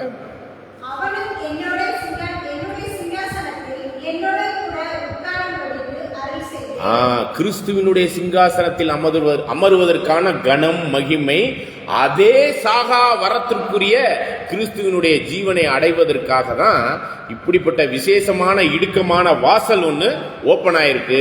அதனுடைய ஆரம்பம் ஜீவனுக்கு போற வாசல். அதன் முடிவு எப்படி இருக்குன்னா சாகாமை என்னும் வரத்தை கூட கிடைக்கக்கூடிய ஒரு விஷயமாக இருக்குது அப்படிங்கிறத பார்க்கணும். சரி, இப்போ இந்த ரெண்டு விஷயத்தை நம்ம கொஞ்சம் ஆழமாகவே பார்த்துட்டோம். இன்னும் கொஞ்சம் டீப்பாக போய் அடுத்த லெவலுக்குள்ள போய் பார்க்கலாம். நம்ம கடந்த வாரத்தில் ஆசரிப்பு கூடாரத்தினுடைய மாதிரி கண்காட்சியினுடைய விஷயத்தில் இஸ்ரேல் ஜனங்கள் பாளையம் இறங்கி பாலைவனத்தில் இருந்தாங்க. அவர்கள் நடுவில் தேவன் வாசம் செய்வதற்காக ஒரு ஆசரிப்பு கூடாரங்கிற ஒரு அமைப்பை அமைக்க சொன்னார். அதை சுற்றி அந்த இஸ்ரேல் ஜனங்கள் சுற்றி பாளையம் இறங்கி இருக்கிற அந்த நடுப்பகுதியில் என்ன இருந்துச்சு அப்படின்னு பார்த்தீங்கன்னா சுற்றுச்சுவர். ஒரு 7 அடி உயரமுள்ள சுற்றுச்சுவர். அதற்குள்ளதான் ஆசரிப்பு கூடாரம் இருந்துச்சு. அதை உள்ள இருக்க என்ன நடக்குதுன்னே தெரியாது. அதற்கான வழி பார்க்கும் பொழுது 4 நிறங்களில் உள்ள வாசல் வழி இருந்துச்சு. அந்த வாசல் வழியே அப்படின்னு பார்க்கும்போது சிகப்பு, ஊதா, இரத்தாம்பரம், வெள்ளை நிறமான அந்த வாசல் வழியே உள்ள பிரவேசிக்கும் போது எதுக்க ஒன்று தென்படும். அது என்னன்னு பார்த்தீங்கன்னா அந்த பிரகாரத்தில் ஆசரிப்பு கூடாரத்துக்கு முன்பாக இருக்கக்கூடிய அந்த பிரகாரத்தில் என்ன இருக்கும்னா பலிபீடம். சரிங்களா? அதில் நெருப்பை போட்டு அதில் பலி செலுத்தி அதில் தகன பலிகள், சர்வங்க தகன பலிகள் எல்லாம் செலுத்துவாங்க. அதுக்கு அடுத்தது பார்த்தீங்கன்னா தண்ணீர் தொட்டி, இதெல்லாம் பிரகாரத்தில் இருக்கும். இதை தாண்டி போகும்போது தான் ஆசரிப்பு கூடாரத்தினுடைய பரிசுத்த ஸ்தலம் அப்படிங்கிறது திரை போடப்பட்டிருக்கும். எதுக்கையே அதுக்கப்புறம் இன்னொரு திரை இருக்கும், அது மகா பரிசுத்த ஸ்தலத்தையும் பரிசுத்த ஸ்தலத்தையும் பிரிக்கக்கூடிய இடத்துல நடுவுல இருக்கும். ஆக இந்த பலிபீடம் தண்ணீர் தொட்டியை தாண்டி போகும்போது ஒரு திரை இருக்கும். இந்த திரையை தாண்டும் போது அந்த பகுதிக்கு பேரு பரிசுத்த ஸ்தலம். இந்த பரிசுத்த ஸ்தலத்துல உள்ள பிரவேசிச்சவனே ரைட் சைடுல சமூகத்து மேஜை 6 அப்பங்களாக இருக்கும். அதான் 66 புத்தகங்கள் அப்படிங்கிறத பார்க்கிறோம். இடதுபுறத்துல பார்க்கும்போது குத்து விளக்கு இருக்கும். இது 7 அகல்கள் உடையதா இருக்கும். அதனுடைய பாகங்கள் கூட பிரிச்சு பார்த்தோம்னா 66 பாகங்களாக பிரிக்கப்பட்டிருக்கு. இதெல்லாம் நம்ம பின்னாடி ஆழமா போய் பார்க்கலாம். அந்த பரிசுத்த ஸ்தலத்துல வெளிச்சம் கிடைக்கும்னா அந்த குத்து விளக்கிலிருந்து கிடைக்கக்கூடிய அந்த சத்திய வெளிச்சம் அப்படின்னு கூட நம்ம எடுத்துக்கலாம். அந்த விளக்கிலிருந்து கிடைக்கக்கூடிய வெளிச்சம் தான் இந்த பரிசுத்த ஸ்தலத்துக்கு. இதுல ஆசாரியர்கள் எல்லாம் லேவியர்கள் எல்லாம் பிரகாரத்துல அந்த பலிபீடத்துல நின்றுட்டு இருப்பாங்க. அதுல ஆரோனின் புத்திரர்களா இருக்கிற ஆசாரியர்கள் மட்டுமே பரிசுத்த ஸ்தலத்துல போகலாம். அதுக்கு இடையில ஒரு திரை இருக்கு. அதாவது வெளியிலேருந்து இஸ்ரேல் ஜனங்கள் பாளையத்திலேருந்து உள்ள வரும்பொழுதே ஒரு திரை இருக்கு. அதுக்கப்புறம் பலிபீடம், அதுக்கப்புறம் தண்ணீர் தொட்டி, அதுக்கப்புறம் பரிசுத்த ஸ்தலம். இந்த பரிசுத்த ஸ்தலத்துக்கும் தண்ணீர் தொட்டிக்கு உடைய இடத்துல ஒரு திரை இருக்கு. அதை தாண்டி போகும்போது தான் இந்த பக்கத்து இடதுபுறமா குத்து விளக்கும், வடதுபுறமா 2 சமூகத்து மேஜை அப்பங்கள் உள்ளது இருக்கு. அதை தாண்டி அடுத்த ஒரு பொருள் இருக்கு, அதுதான் தூப பீடம். இந்த தூப பீடத்துல பலிபீடத்திலேருந்து இருக்கக்கூடிய நெருப்பை எடுத்துட்டு வந்து அதற்குரிய வாசனை உள்ள அந்த இதெல்லாம் கொண்டாந்து போட்டு எதுல போடுவாங்க? அந்த தூப பீடத்துல போடுவாங்க. எரிக்கிற தகன பலியினுடைய எல்லா பலிகளையும் எரிச்சு கொண்டாந்து எங்க போடுவாங்க? இந்த தூப பீட பரிசுத்த ஸ்தலத்தில் உள்ள தூப பீடத்துல போடுவாங்க. ஆனா மகா பரிசுத்த ஸ்தலத்துல பிரவேசிக்கவே மாட்டாங்க ஆசாரியர்கள். வருஷந்தோறும் முழுவதும் இந்த பரிசுத்த ஸ்தலத்துல மட்டும்தான் இருப்பாங்களோ ஒழிய மகா பரிசுத்த ஸ்தலத்துக்குள்ளே உள்ள பிரவேசிக்கவே முடியாது.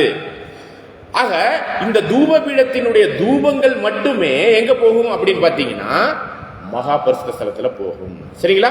இதை நீங்க மைண்டுக்குள்ள ஏத்திக்கங்க. இப்படிப்பட்ட மகா பரிசுத்த ஸ்தலத்துக்குள்ள என்ன இருக்குன்னு பாத்தீங்கன்னா, பரிசுத்த ஸ்தலத்துக்கும் மகா பரிசுத்த ஸ்தலத்துக்கு இடையில ஒரு திரை இருக்கு. அந்த திரையை தாண்டி பிரதான ஆசாரியர் வருஷத்துக்கு ஒரு முறை தான் பாவ நிவாரண நாளின் வழியில காளையும் வெள்ளாட்டுக்கிடாவின் ரத்தத்தையும் எடுத்துக்கிட்டு வருஷத்துக்கு ஒரு முறை தான் உள்ள பிரவேசிப்பாரு. அது ரத்தம் இல்லாம போனார்னா அவருக்கு அங்க என்ன ஆகும்னு சொல்ல முடியாது. அதனாலதான் அவர் கயிறு கட்டி அவருடைய ஆடையிலாம் மணிகள் கட்டப்பட்டு உள்ளே அனுப்புவாங்க. ஒருவேளை செத்து போயிட்டாருன்னா அவரை போய் தூக்கிட்டு வரணும்ல. ஏன்னா இதுக்கு முன்னாடி ஆரோனுடைய புத்திரர்கள் 2 பேரும் அந்நிய அக்கினி வீட்டில இருந்து உள்ள நெருப்பை எடுத்துக்கிட்டு எங்க போயிட்டாங்க? உள்ள வந்துட்டாங்க. அதனால தேவன் என்ன பண்ணிட்டார்? அந்த பரிசுத்த தன்மை இல்லாதனால அடிச்சிட்டார். அதனாலதான் பலிபீடத்தில் உள்ள நெருப்பை எடுத்துட்டு போகணும். எதுவரையும் போகணும்? இந்த தூப பீடத்துல போய் போடும்போது தூப பீடத்தில் உள்ள தூபமா எழுப்பக்கூடிய அந்த ஒரு புகை தான் எங்க போகும்னா மகா பரிசுத்த ஸ்தலத்துக்கு போகும். அப்ப நம்ம போக முடியாது.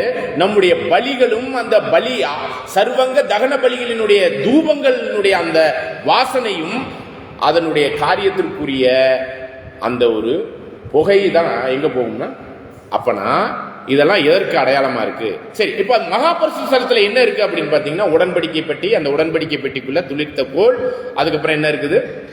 மன்னா. அது ஒத்தி கெட்டு போகாத மன்னா. அடுத்தது 10 கட்டளை, அதன் மேல கிருபாசனம், அதற்கு மேலாக கிருபாசனத்துக்கு மேலாக 2 கேருபீன்கள். இந்த கிருபாசனத்துக்கும் கேருபீன்களுக்கு நடுவுல தான் தேவன் பிரசன்னமாகுவார். சரிங்களா? இந்த முழு இஸ்ரேல் ஜனங்கள் மத்தியில தேவன் பிரசன்னமாவதற்கு இப்படிப்பட்ட ஒரு கட்டமைப்பை இஸ்ரேல் ஜனங்கள் மத்தியில ஒரு மாதிரியாக செய்தார். அதை தான் சாலமோன் ஆலயமாக கட்டினார். அதுக்கப்புறம் எஸ்ரா நகமியாக திரும்பவும் கட்டினாங்க. அதுக்கப்புறம் ஏரோது காலத்துல ஆண்டவர் 1ஆம் வருகையில வந்திருக்கும் போது அந்த ஆலயம் இருந்துச்சு. அந்த ஆலயம் 64 ஏடியில இடிக்கப்பட்டு தரமட்டமானுச்சு. 70 ஏடியில சுத்தமா அந்த ஆலயமே இல்லாம போயிடுச்சு. சரிங்களா? அதை கூட ஆண்டவர் சொல்றார், உங்கள் வீடு உங்களுக்கு பாழா போயிரும் அப்படிங்கிறத மத்தேயு 23ஆம் அதிகாரத்துல சொல்றார். சரிங்களா? கோழி தன் குஞ்சுகளினால் காப்பதற்கு எத்தனையோ முறை காப்பது போது நான் வந்தேன், ஆனா நீங்களோ அது மனதில்லைன்னு சொல்லும்போது உங்கள் வீடு பாழாக போகும்போது அந்த ஆலயமே இல்லாத அளவுக்கு போயிடுச்சு. ஓகே, இப்ப இந்த ஒரு கட்டமைப்பினுடைய பரிசுத்த ஸ்தலம் மகா பரிசுத்த ஸ்தலம் பிரகாரம் இவ்வாறாக இருக்கக்கூடிய அமைப்புல தான் தேவன் பழைய ஏற்பாட்டுல தேவன் இஸ்ரேல் ஜனங்கள் மத்தியில என்ன பண்ணாருங்க? வாசம் செய்தார். அப்படிப்பட்ட ஆலயத்துல தேவன் வாசம் செய்வார்னா சாலமோனே கட்டிட்டு என்ன சொன்னார்? வானம் அவருக்கு சிங்காசனம், பூமி அவருக்கு பாதப்படி, மனுஷன் கட்டின ஆலயத்திலே தேவன் வாசம் செய்வாரோ அப்படின்னு சொல்லிட்டு தான் சொல்லும் பொழுதுதான் நம்முடைய ஆண்டவர் என்ன சொல்லிட்டார்? புதிய ஏற்பாட்டில் என்ன சொல்லிட்டார்? நீங்களே அந்த. அப்ப இந்த ஆலயத்திற்குரிய இந்த ஒரு மகிமையான ஒரு விஷயத்தை நம்ம இந்த நானே வழியும் சத்தியமும் ஜீவனும் சொன்னாரே அதோடு தொடர்பு பண்ணி பார்க்க போறோம். இப்ப இது எதற்கு ஒப்பனையான ஒரு விஷயமாக இருக்குது? எபிரேயர் 8ஆம் அதிகாரம் 5வது வசனம்.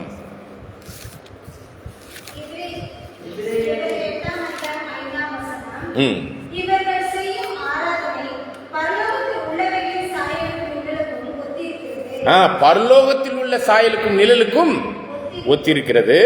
அப்படியே மோசே கூடாரத்தை உண்டு பண்ண போகையில் மலையிலே உனக்கு காண்பிக்கப்பட்ட மாதிரியின்படியே நீ எல்லாவற்றையும் செய்ய. அப்போ ஒரிஜினல் மலையில காமிச்சார் தேவன் யாருக்கிட்ட? மோசே கிட்ட. அது வந்து யாத்திரையாகும் 25:40 இருக்கு. சரிங்களா?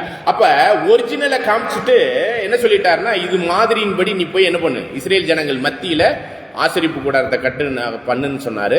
அது டெம்பரவரியா அங்க செயல்படுத்துறதுக்கு இருந்துச்சு. சாலமோன் ஆலயம் கட்டினாரு. இவ்வாறாக நம்ம ஆலயம் கட்டப்பட்டதெல்லாம் இன்னைக்கு தரைமட்டமாகப்பட்டு ஆலயமே இல்லை. ஆனா யார் அந்த ஆலயம்? இதெல்லாம் எதனுடைய இது?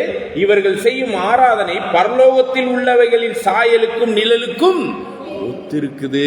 அப்பனா இவங்க பண்ணதெல்லாம் நிழல், சாயல். ஒரிஜினல் என்னங்க? நாமே அந்த ஆலயம் அப்படின்னு பார்க்கிறோம். சரிங்களா? இப்ப இதுதான் இன்னும் கொஞ்சம் அட்வான்ஸா போய் ஒரு சில விஷயத்தை நம்ம தியானிக்க முயற்சி பண்ணலாங்க. சரிங்களா?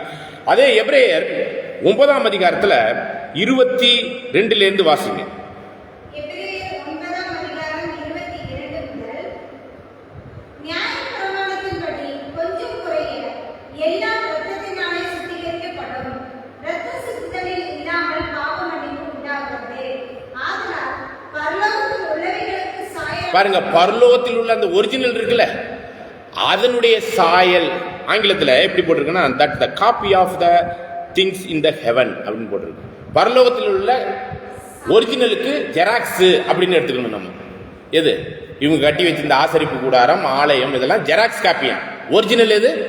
பரலோகத்தில் உள்ளவைகளுக்கு சாயல். தொடர்ந்து வாசிக்கலாம்.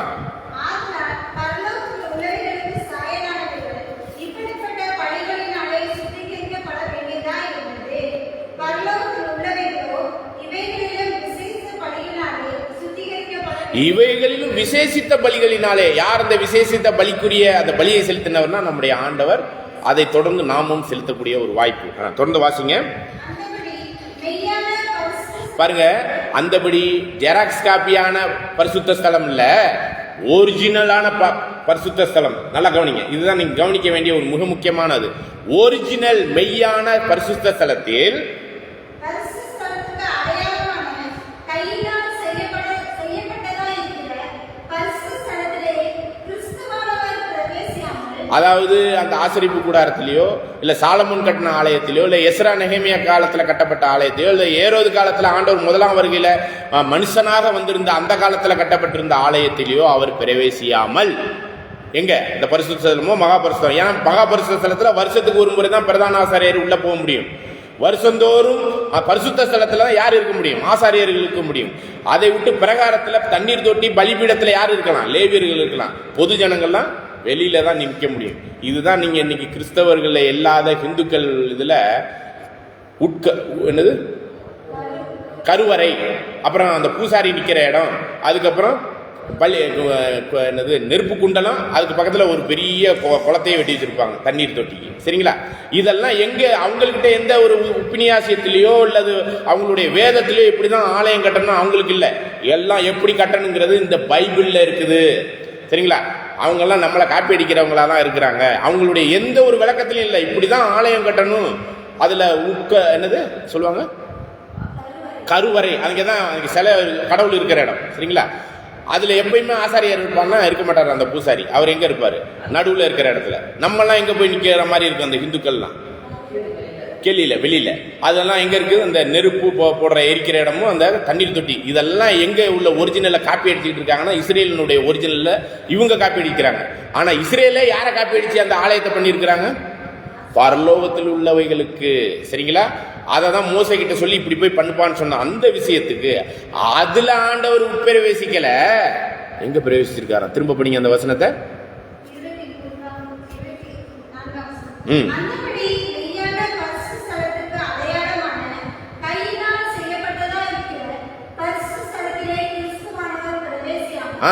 அதாவது மனுஷன் செஞ்ச கையினால் செய்யப்பட்ட எந்த ஆலயத்திலோ ஆசரிப்பு கூடாரத்திலோ நம்முடைய கிறிஸ்துவானவள் பிரவேசியாமல்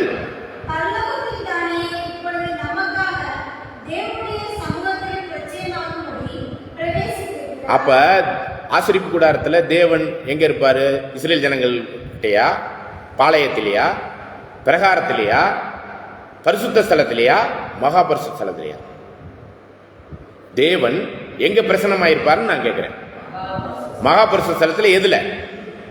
உடன்படிக்கை பெட்டிக்கு மேலாக இருக்கிற அந்த கிருபாசனத்துக்கு மேலாக இருக்கிற அந்த 2 கேருபீன்கள் நடுவுல தான் பிரசன்னமாயிருப்பார். இஸ்ரேல் ஜனங்கள் மத்தியில இல்ல, பிரகாரத்தில் இல்ல, லேவியர்கள் இருக்கிற பிரகாரத்தில் இல்ல, அந்த பலிபீடம் தண்ணீர் தொட்டி இருக்கிற அந்த இடத்துல இல்ல, பரிசுத்த ஸ்தலத்துல இங்கிட்டு சமூகத்து மேஜை அப்பம் இருக்குது 66 இங்கே குத்துவிளக்கு அதனுடைய பாகங்களும் 66 அப்படிங்கிற பாகங்களாக பிரிக்கப்பட்ட அந்த சத்தியம் பைபிள்ங்கிற ஒரு விஷயம், அதனுடைய வெளிச்சம், அங்கே தூபபீடம், அங்கேயும் தேவன் எங்க இருக்கிறது இல்ல, மகா பரிசுத்த ஸ்தலத்துல. அப்ப நம்முடைய ஆண்டவர் மகா பரிசுத்த ஸ்தலமா இருக்கிற ஒரிஜினலா இருக்கிற பரலோகம்ங்கிறது தான் மகா பரிசுத்த ஸ்தலம்னு இந்த வசனம் சொல்லுது.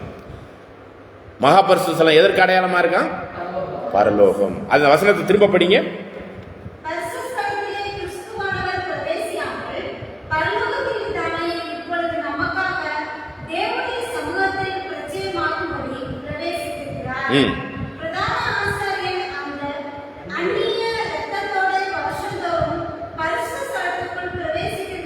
ஆங்கிலத்தில் இந்த இடத்துல மொழிபெயர்ப்பினுடைய தவறு இருக்கு. மோஸ்ட் ஹோலி பிளேஸ் அப்படின்னு சொல்லப்பட்டிருக்கு.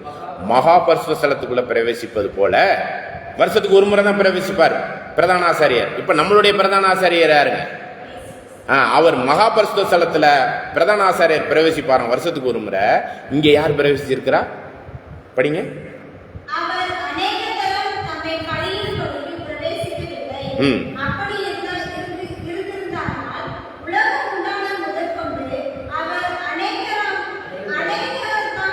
அநேக தரம்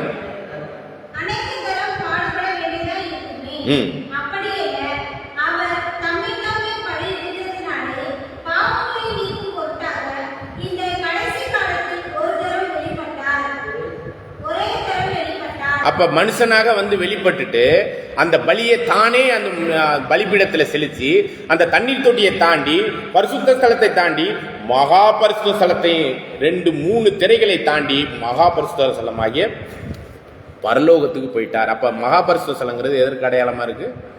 பரலோகத்துக்கு. சரிங்களா?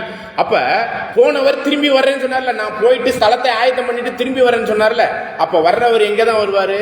மகா பரிசுத்த ஸ்தலமாகிய பரலோகத்திலிருந்து 2ஆம் வருகையில பரிசுத்த ஸ்தலத்துல வந்து பரிசுத்த ஸ்தலத்துக்கு அப்புறம் வந்துதான் பரிசுத்த ஸ்தலத்துல யார் இருப்பா? ஆசாரியர்கள். அவங்கள்ட்ட வந்து முதல்ல சந்திப்பார். அதுக்கப்புறம் தான் உலக ஜனங்கள் இஸ்ரேல் ஜனங்கள் கிட்ட வந்து ஆசீர்வாதம் கொடுப்பார். சரிங்களா? அப்ப 2ஆம் வருகை கூட இந்த ஆசரிப்பு கூடாரத்தினுடைய விஷயத்துல தான் 28வது வசனத்தை படிங்க.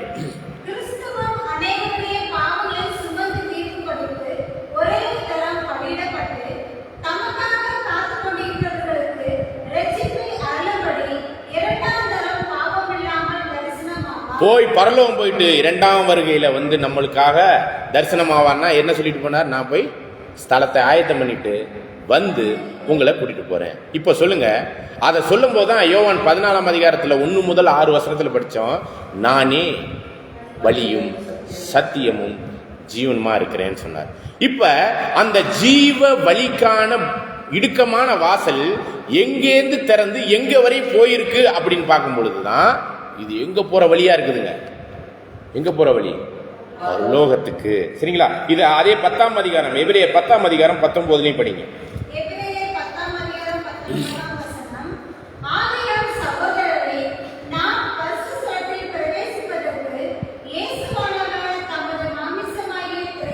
நல்லா கவனிங்க. நாம் பரிசுத்த ஸ்தலத்திற்கு பிரவேசிப்பதற்கு இது வந்து இங்க இஸ்ரேல் ஜனங்கள் மத்தியில் இந்த ஆசரிப்பு கூடாரத்தையோ சாலமோன் கட்டின ஆலயத்தில் உள்ள பரிசுத்த ஸ்தலத்தில் பிரவேசிக்கிறத பத்தி இங்க பேசவே இல்லை.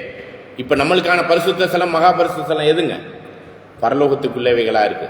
அப்படிப்பட்ட மகா பரிசுத்த ஸ்தலத்துக்குள்ள பிரவேசிப்பதற்கு இயேசுவானவர் என்ன பண்ணிட்டாரா? தமது மாமிசத்தின் திரையின் வழியாய். அப்ப இந்த இடத்துல 3 திரை இருந்ததை பார்த்தோம். எங்க? ஒரு திரை இஸ்ரேல் ஜனங்கள் எல்லாரும் வந்து அந்த ஆசரிப்பு கூடாரத்துக்குள்ள என்ட்ரன்ஸ்ல வரும்போது 4 வகையான வண்ணங்கள், சிகப்பு, ஊதா, இரத்தாம்பரம், வெள்ளைங்கிற அந்த திரையை தாண்டும் போதுதான் பலிபீடம். இந்த பலிபீடத்தை தாண்டி வரும்போது தான் தண்ணீர் தொட்டி. இந்த தண்ணீர் தொட்டியை தாண்டி வரும்போது இன்னொரு திரை, அது பரிசுத்த ஸ்தலத்துக்குள்ள உள்ள போறது. அந்த திரையை தாண்டி போனா அங்க என்ன இருக்குது? சமூகத்து அப்பம், இங்கிட்டு குத்து விளக்கு, நடுவுல தூப பீடம். இந்த தூப பீடத்தை தாண்டி போகும்போது பரிசுத்த ஸ்தலத்துக்கு மகா பரிசுத்த ஸ்தலத்துக்கும் அங்கே ஒரு திரை. மொத்தம் 3 திரையை கடந்து எங்க போக வேண்டியிருக்குங்க? அப்படிங்கிற மகா பரிசுத்த ஸ்தலம் எதற்கு அடையாளம்? பரலோகத்துக்கு. அப்படிப்பட்ட பரலோகத்துக்கு போவதுக்கு அவர் இந்த இடத்துல வசனம், ஒரு சூப்பரான வசனம் சொல்லியிருக்கார். அவருடைய கிறிஸ்துவினுடைய மாமிசத்தின் திரையின் வழியாய் அப்படின்னு சொல்லி ஒரு வசனத்தை சொல்றார். அதை திரும்ப படிக்கலாம் பாருங்க. மாமிசத்தின் திரையின் வழியாய், அதுல இந்த தொடருங்க.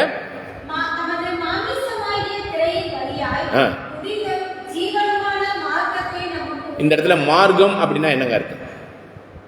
மார்க்கம் வழி, வழி, புதிதும் ஜீவனுமான வழியை அவருடைய மாமிசத்தின் திரையின் வழியாய் ஓபன் பண்ணிட்டாராம்.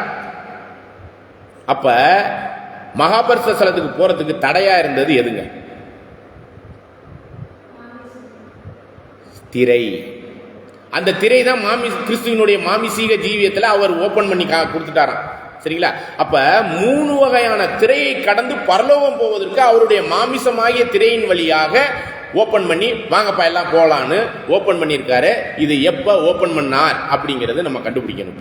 சரிங்களா? ஆதியிலே தேவன் வானத்தையும் பூமியும் படைக்கும் போது பிதாவாகிய தேவனோ கூடிய அந்த ஒரு விஷயத்துல அங்கேயே அந்த திரையை ஓபன் பண்ணிட்டாரா? ஆதாம் படைச்ச போது ஓபன் பண்ணாரா? ஆதாம் பாவம் பண்ண பிறகு ஓபன் பண்ணாரா? நியாயப்பிரமாணம் கொடுக்கும் போது ஓபன் பண்ணாரா? நியாயப்பிரமாணத்தை எல்லாம் கிறிஸ்து மாமிசத்துல மனிதனா சிலுவையிலே நியாயப்பிரமாணத்தை எல்லாம் என்ன பண்ணாருங்க? நிறைவேற்றி முடிச்ச பிறகு அந்த திரையை ஓபன் பண்ணாரா?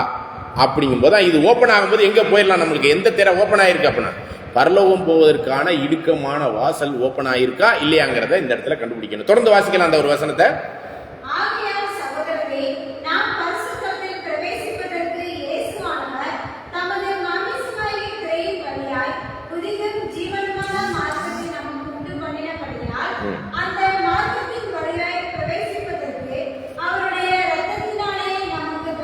பாருங்க, அவருடைய ரத்தம் நம்மளுக்கு பாவ மன்னிப்பு கொடுக்கக்கூடியது. 1 யோவான் 1ஆம் அதிகாரம் 5-7 வசனம். அவருடைய ரத்தம் நம்முடைய சகல பாவங்களையும் மன்னிக்கிறதுனால பாவம் இருக்கிறவங்க பரிசுத்த ஸ்தலத்துக்கோ மகா பரிசுத்த ஸ்தலத்துக்கோ போக முடியுமா?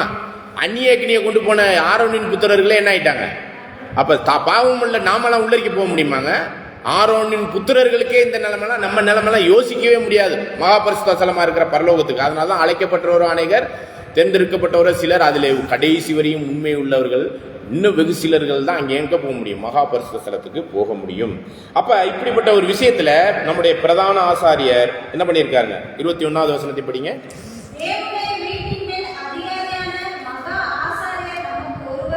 யார் அந்த மகா ஆசாரியன்? மகா பிரதான ஆசாரியன். சரிங்களா? இதுதான் இதுலயே 9வது அதிகாரத்துல 12, 13, 14 வசனத்தை வாசி. 12, 13, 14 வசனம்.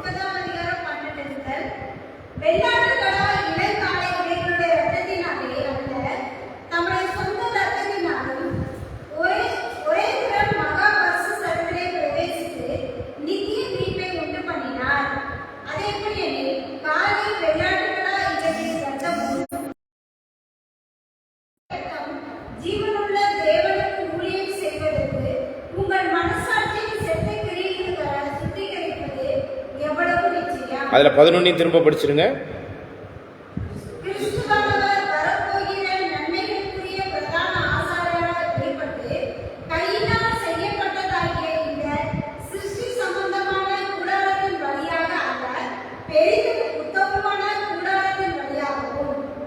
சரிங்களா? எங்க பரலோகத்தில் தாமே பிரவேசிச்சிருக்கிறார். அப்படிங்கும் போதுதான் திரும்ப 10ஆம் அதிகாரத்துல 19வது வசனத்தை படிங்க.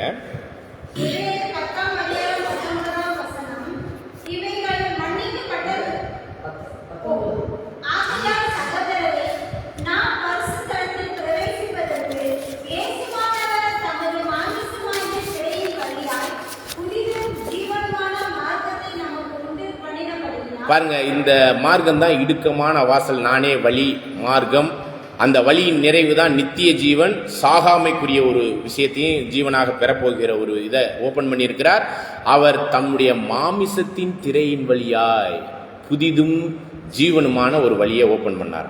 அப்போ அது எப்போ தான் ஓப்பன் பண்ணார்? ஆண்டவருடைய முதலாம் வருகையில் தன்னுடைய மாமிசமாகிய திரையின் வழியானா, அந்த திரை எதற்கு அடையாளமாக இருக்குன்னா கிறிஸ்துவனுடைய மாமிசீக ஜீவன், மனிதீக ஜீவன்.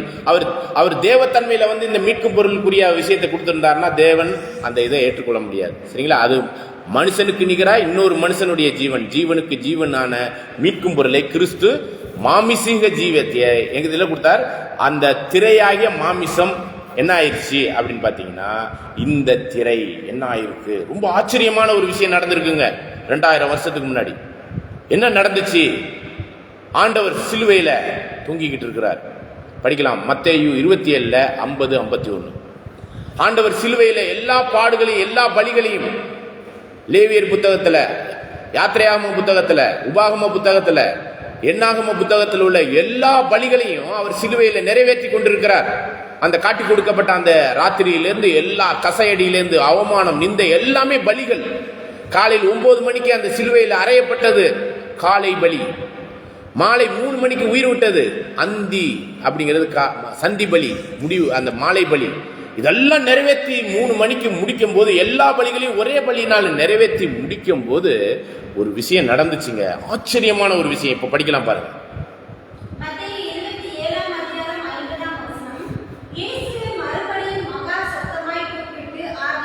எத்தனை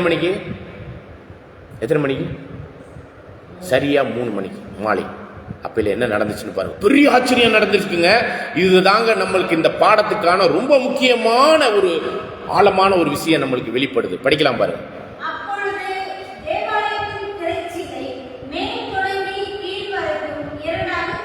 இது என்னங்க? இது திரைச்சேலை, தேவாலயத்தில் உள்ள திரைச்சேலை மேல் தொடங்கி கீழ் வரை 2 ஏங்க கிழியுது? இந்த திரைச்சீலை அப்படிங்கிற திரைச்சீலை எபிரேயர் 10ஆம் அதிகாரம் 19 20 என்னன்னு படிச்சிட்டோம்? அவர் மாமிசமாகிய திரையின் வழியிலாய் அந்த நம்மளுக்கு தடையாயிருந்த பரிசுத்த ஸ்தலத்துக்குரிய மகா பரிசுத்த ஸ்தலத்துக்குரிய அந்த திரையானது கிழிக்கப்பட்டு பரலோகத்துக்கு போற புதிதும் ஜீவனுமான ஒரு வழிய அவர் உயிரூடும் போது திறக்கப்பட்டது. நல்ல கவனிங்க. அவ்வளவு அற்புதமான ஒரு விஷயம். அந்த நேரத்துல இந்த கையினால் செய்யப்பட்ட ஆலயமே கிழிஞ்சு அதை வெளியே கொணரக்கூடிய நிழலுக்கான ஆவிக்குரிய பொருளை தேவன் அந்த கையினால் செய்யப்பட்ட ஆலயத்திலே ஓபன் பண்ணி காமிச்சிட்டார். பாருங்க, எல்லாரும் வரலாம். எங்க வரலாம்? மகாபரிசுத்த ஸ்தலத்துக்கு. மகாபரிசுத்த ஸ்தலம் எதற்கு அடையாளமா இருக்குங்க? பரலோகத்துக்கு. இப்ப அததான் பரிசுத்த அழைப்பு, உன்னத பரலோக அழைப்பு, ஒரே அழைப்பு அப்படிங்கிற ஒரு அழைப்பினாலே நம்மளை அழைத்து நித்திய ஜீவனுக்குரிய சுவிசேஷத்தையும் சொல்லிட்டார். அந்த நித்திய ஜீவனுக்கான சுவிசேஷத்தைக்குரிய அந்த நித்திய ஜீவனை கிறிஸ்துவுக்குள்ளாக யோவான் 3ஆம் அதிகாரம் 16 படி நம்ம அவரை விசுவாசித்தாலே நித்திய ஜீவன் கிடைச்சிருமா? இது ரோமர் 6:23 படிக்கிறோம், யோவான் 3:16 படிக்கிறோம். இந்த நித்திய ஜீவனை கிறிஸ்துவை விசுவாசிக்கும் போதே நம்மளுக்கு என்ன ஆயிருதுங்க? கிடைச்சிருது. இந்த 2 வசனத்தை படிச்சிருங்க. இப்படி இந்த நித்திய ஜீவனை பெற்றுக்கொண்ட நாம் அந்த நித்திய ஜீவனை என்ன பண்ணணும் தெரியுங்களா? நம்ம என்ன பண்ணணும் தெரியுங்களா? அப்படியே பலி செலுத்தணும். இத நித்திய ஜீவனை பலி செலுத்தினீங்கன்னா மனுஷீக இந்த நித்திய ஜீவனை தேவனுக்காக கிறிஸ்துவனுடைய மீட்கும் பொருள் பெற்றுக்கொண்ட பிறகு, விசுவாசித்த பிறகு நம்ம அதை பலி செலுத்தின ஆதாமுக்குள்ள ஜீவன் என்னது? மரணத்துக்கு ஏதுவான ஜீவன். அதை பலி செலுத்தினா வேஸ்ட்.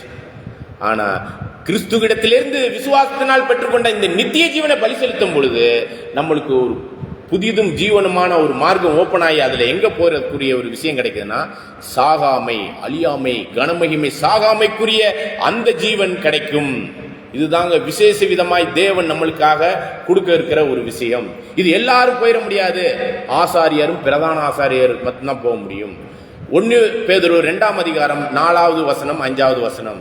இப்படிப்பட்ட அந்த நித்திய ஜீவனுக்கு தாண்டிய சாகாமைக்குரிய ஜீவனுக்குரிய பலிகளையும் காணிக்கைகளையும் செலுத்தக்கூடிய ஒரு வகையில யார் முதல்ல போனது, அதுக்கப்புறம் யாருக்கு அந்த வாய்ப்பு இருக்கு? படிக்கலாம் பாருங்க. 2ஆம் அதிகாரம் 4-5.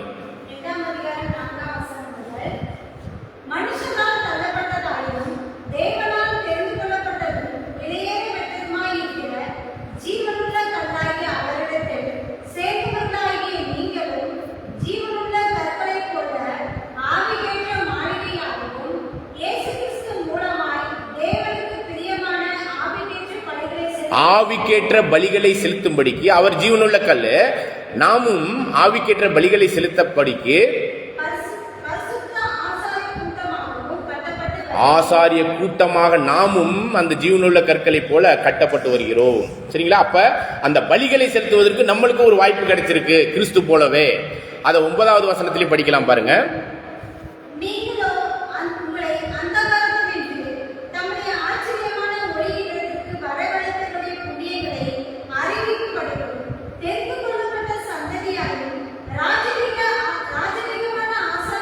பாருங்க, அவருடைய புண்ணியங்களை அறிவிப்பதற்கு, சுவிசேஷமாய் அறிவிப்பதற்கு, ஒன்று நித்திய ஜீவனை குறித்த சுவிசேஷம், இன்னொன்று சாகாமைக்குரிய பரலோகத்திற்குரிய ஒரு சாகாமைக்குரிய சுவிசேஷத்தையும் அறிவிக்க ராஜரீக ஆசாரிய கூட்டமாகவும் பரிசுத்த தேசமாகவும் இப்படிப்பட்ட ஒரு விசேஷமான காரியத்திற்கு பிரகாரத்தில் தாண்டி இஸ்ரேல் ஜனங்களா இருக்கிற புறஜாதியா இருக்கிற நமக்கு எல்லா திரையும் கிழிச்சு அவர் மாமிசத்தில் மரிச்சதுதான் அந்த திரை தடையா இருந்துச்சுங்க. நியாயப்பிரமாணமும் அவருடைய தேவ நீதியும் அதை கிழித்து தேவ நீதியை நிறைவேற்றி பாவிகளாகிய நம்மளுடைய பாவங்களை மன்னிப்பதற்கு அவருடைய இரத்தத்தினால் மீட்கும் பொருளினால நித்திய ஜீவனை கொடுத்து நம்மளை அந்த நித்திய ஜீவனை பலியாக செலுத்துவதற்கான ஒரு வழியையும் ஆயந்தம் பண்ணிட்டார். அதுதான் இந்த இடுக்கமான வாசல் வழியே ஜீவனை அடைவதற்கு புதிதும் ஜீவனுமான மார்க்கம்.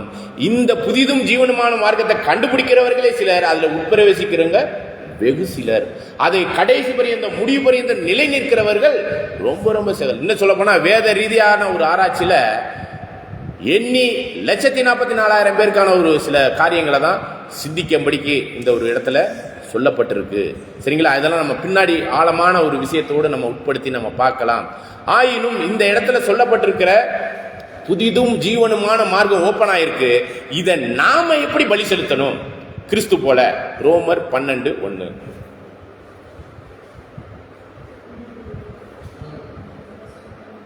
ரோமர் 12ஆம் அதிகாரம் 1வது வசனம். அப்படி இருக்க சகோதரரே, நீங்கள் உங்கள் சரீரங்களை பரிசுத்தமாக, நல்லா பாருங்க, உங்கள் சரீரம் அப்படின்னா மாமிச ஜீவியம், சரீரமாகிய இந்த மாமிச ஜீவியம். இயேசு கிறிஸ்து பூமியிலே மனிதனாக வரும்போது அந்த மாமிசமாகிய அந்த ஜீவியத்தை முழுவதும் தேவனுக்கேற்ற பலியாக செலுத்தி அந்த திரையை கழிச்சிட்டாருங்க. அதுக்கப்புறம் ஓப்பனா தான் கிடக்குது இன்னைக்கு வரையும். அது வெகு சீக்கிரமாகவே க்ளோஸ் ஆக போகுது. அது எண்ணி சிலருக்கு மட்டும்தான் அந்த ஒரு வாய்ப்பு. அப்படி உள்ள பிரவேசிச்சா டோர் க்ளோஸ் ஆயிரும். 2ஆம் வருகையில் வரும்போது என்ன சொல்றாரு? உன்னை நான் அறியேன்னு சொல்லிட்டு புத்தி இல்லாதவங்களை சொல்லிட்டு கதவை அடைச்சிட்டாரு. அதுக்கப்புறம் போறதுக்கான வாய்ப்பெல்லாம் க்ளோஸ், முடிஞ்சு போச்சு. அது வெகு சீக்கிரமாகவே க்ளோஸ் ஆயிரும் 2வது வருகையினுடைய காரியத்துல. அதற்கு இடையில் இந்த ஒரு வாய்ப்பு நம்மளுக்கு கிடைச்சிருக்கிற இந்த ஒரு காரியத்துல நம்ம என்ன பண்ணணும்? தொடர்ந்து வாசிக்கலாம் பாருங்க. தேவனுக்கு பிரியமான ஜீவ பலியாக ஒப்பு கொடுக்க வேண்டும் என்று. என்ன மாதிரி பலி? ஜீவ பலியாக. ஜீவ பலி மட்டும்தானா?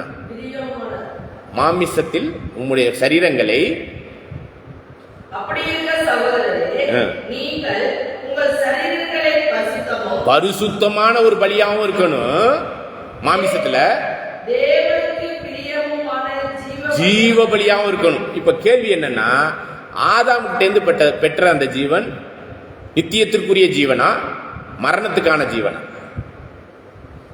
ஆதாமுக்கிட்டேருந்து நம்ம பிறந்திருக்கிறோம் இல்லையா, அது நித்திய ஜீவனா, மரணத்துக்கு ஏதுவா பிறந்திருக்கிறோமான்னு கேட்கிறேன். பிறந்ததே சாவரத்துக்கு. அந்த ஜீவனை கொண்டு போய் பலி செலுத்தினா செத்து போயிடுவோம். அந்த பலியும் அங்கீகரிக்கப்படாது. ஆனா நம்முடைய ஆண்டவராய் இயேசு கிறிஸ்து சுவிசேஷத்தினால், அவருடைய மரணத்தினால் நம்மளுக்கு மாமிசத்தில் மீட்கும் பொருளுக்குரிய ஜீவனை கொடுத்திருக்கிறார். அவரை விசுவாசிக்கும் போதே அந்த நித்திய ஜீவனை கொடுத்துறேன்ட்டார்.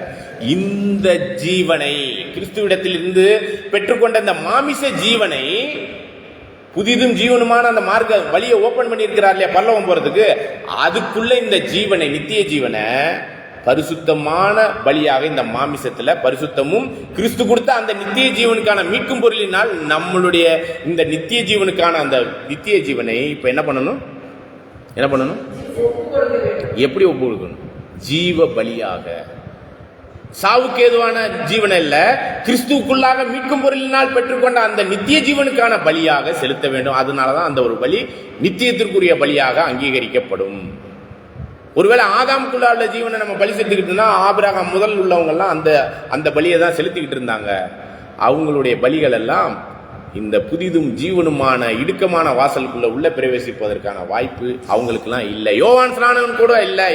மத்தேயு 11:11 பரலோக ராஜ்யத்தில் எவன் சிறியவனோ அவன் யோவான் ஸ்நானனிலும் பெரியவனா இருக்கிறான். அப்படிங்கும்போது இந்த ஒரு புதிதும் ஜீவனுமான இந்த வழியை கிறிஸ்து தான் வந்து மரித்த பிறகுதான் அது ஓப்பன் ஆகுது ஒழிஞ்சு அதுக்கு முன்னாடி செத்தவங்களுக்கெல்லாம் பரலோக வாய்ப்பே ஒரு பெரிய கேள்விக்குறியா இருக்குது. இதெல்லாம் நம்ம பிற்காலத்துல ஆழமா படிக்கலாம். அப்ப திரும்ப படிங்க அந்த ஒரு வசனத்தை. அப்படி இருக்க சகோதரரே, நீங்கள் உங்கள் சரீரங்களை பரிசுத்தமும் தேவனுக்கு பிரியமுமான ஜீவ பலியாக ஒப்புக்கொடுக்க வேண்டும் என்று தேவனுடைய இரக்கங்களை முன்னிட்டு உங்களை வேண்டிக் கொள்கிறேன். இதுவே நீங்கள் செய்யத்தக்க புத்தியுள்ள ஆராதனை. இதுவே புத்தி உள்ள ஞானமான பரத்திலிருந்து வரக்கூடிய ஞானத்தின் அடிப்படையில் உள்ள ஆராதனை, ஒர்ஷிப். இப்ப சொல்லுங்க, இந்த ஆராதனை முறையுமே இதுவரை நம்ம கண்டிருக்கிறோமா, கேட்டிருக்கிறோமா, பார்த்திருக்கிறோமா? அப்ப ரெண்டு விஷயம் தான் இதுல பார்த்திருக்கிறோம். நானே வழியும் சத்தியம் ஜீவனுங்கிறப்ப அவர் தான் வழி. அதை ஓபன் பண்ணது சிலுவையில. அவர் சாகும் பொழுது அந்த திரை ஓப்பன் ஆகி என்ன ஆயிடுச்சு, பரலோகத்துக்கே போறதுக்கான ஒரு வழி ஓப்பன் ஆயிடுச்சு. அதனுடைய நிறைவு அங்கே அந்த கிறிஸ்துவுக்குள்ளான அந்த விசுவாசத்துல நித்திய ஜீவன் நம்மளுக்கு கிடைச்சிடும். அந்த நித்திய ஜீவனை அப்படியே எடுத்து நம்ம பலியா செலுத்திட்டோம்னா என்ன ஜீவன் கிடைச்சிடும்? இதே சுவிசேஷத்துல என்ன ஜீவன் கிடைச்சிருங்க? சாகாமை. அதான் ரோமர் 2:7 படிக்கிறோம். சோர்ந்து போகாமல் நற்கிரியைகளை செய்கிறது, கனமகிமை சாகாமையை தேடிக்கிட்டு இருக்கிறோம். அந்த சாகாமை ஜீவன் எப்படி கிடைக்கும்னு தேடிக்கிட்டு இருக்கிற கிறிஸ்தவர்களாகிய நமக்கு இப்பொழுதே நித்திய ஜீவனை கொடுத்துறாரு. அந்த நித்திய ஜீவனை இப்ப நம்ம என்ன பண்ணணும்? பலியாக செலுத்த வேண்டும். இந்த பலியை செலுத்தலைன்னா நம்ம இதுவரை கிறிஸ்தவர்களுக்கு நித்திய ஜீவனை பத்தி தெரியும், சாகாமைக்குரிய ஒரு ஜீவன் ஒன்று இருக்குங்கன்னே கிறிஸ்தவர்களுக்கே தெரியாதுங்க. அப்படி தெரியாத ஒன்று தேவன் உங்களுக்கு கொடுத்துருவாரா? ஆகவே அன்புக்குரிய சகோதர சகோதரிகள், இப்படிப்பட்ட ஆழமான ஒரு விஷயத்துல இந்த ஆசரிப்பு கூடாரத்தினுடைய பரலோக தரிசனம் அப்படிங்கிற ஒரு விஷயத்துல இதுல நம்ம புரிந்து கொண்டோம். இப்ப நானே வழி சத்தியம் ஜீவன் சொன்னார். இந்த வழியும் கிடைச்சிருச்சு, ஜீவனுக்கான இதையும் தூரத்திலிருந்து பார்த்துட்டோம். பரலோக தரிசனம் அப்படிங்கிற ஒரு விஷயத்தினுடைய மகத்துவத்தின் ஆழத்தை வச்சு சத்தியம் என்ன? நானே சத்தியம் சொன்னாரே, சத்தியம் என்றால் என்ன? இதை பத்தி ஒரு 5 நிமிஷம் பார்த்துட்டு நம்ம அடுத்த வாரத்துக்குரிய கூடுகைக்குள்ளாக நம்ம கடந்து செல்லலாம். பாருங்க, பிளாத்து கேட்கிறார், சத்தியம்னா என்னப்பா? இது என்னமோ புதுசா என்னமோ பேசிக்கிட்டு இருக்கிறாப்லையே. சத்தியவான் எவனோ அவன் என் சத்தம் கேட்கிறான் அப்படி சொல்லிட்டு இந்த சத்தியத்தை குறித்தே சாட்சி கொடுக்க இந்த பூமியில நான் பிறந்தேன்.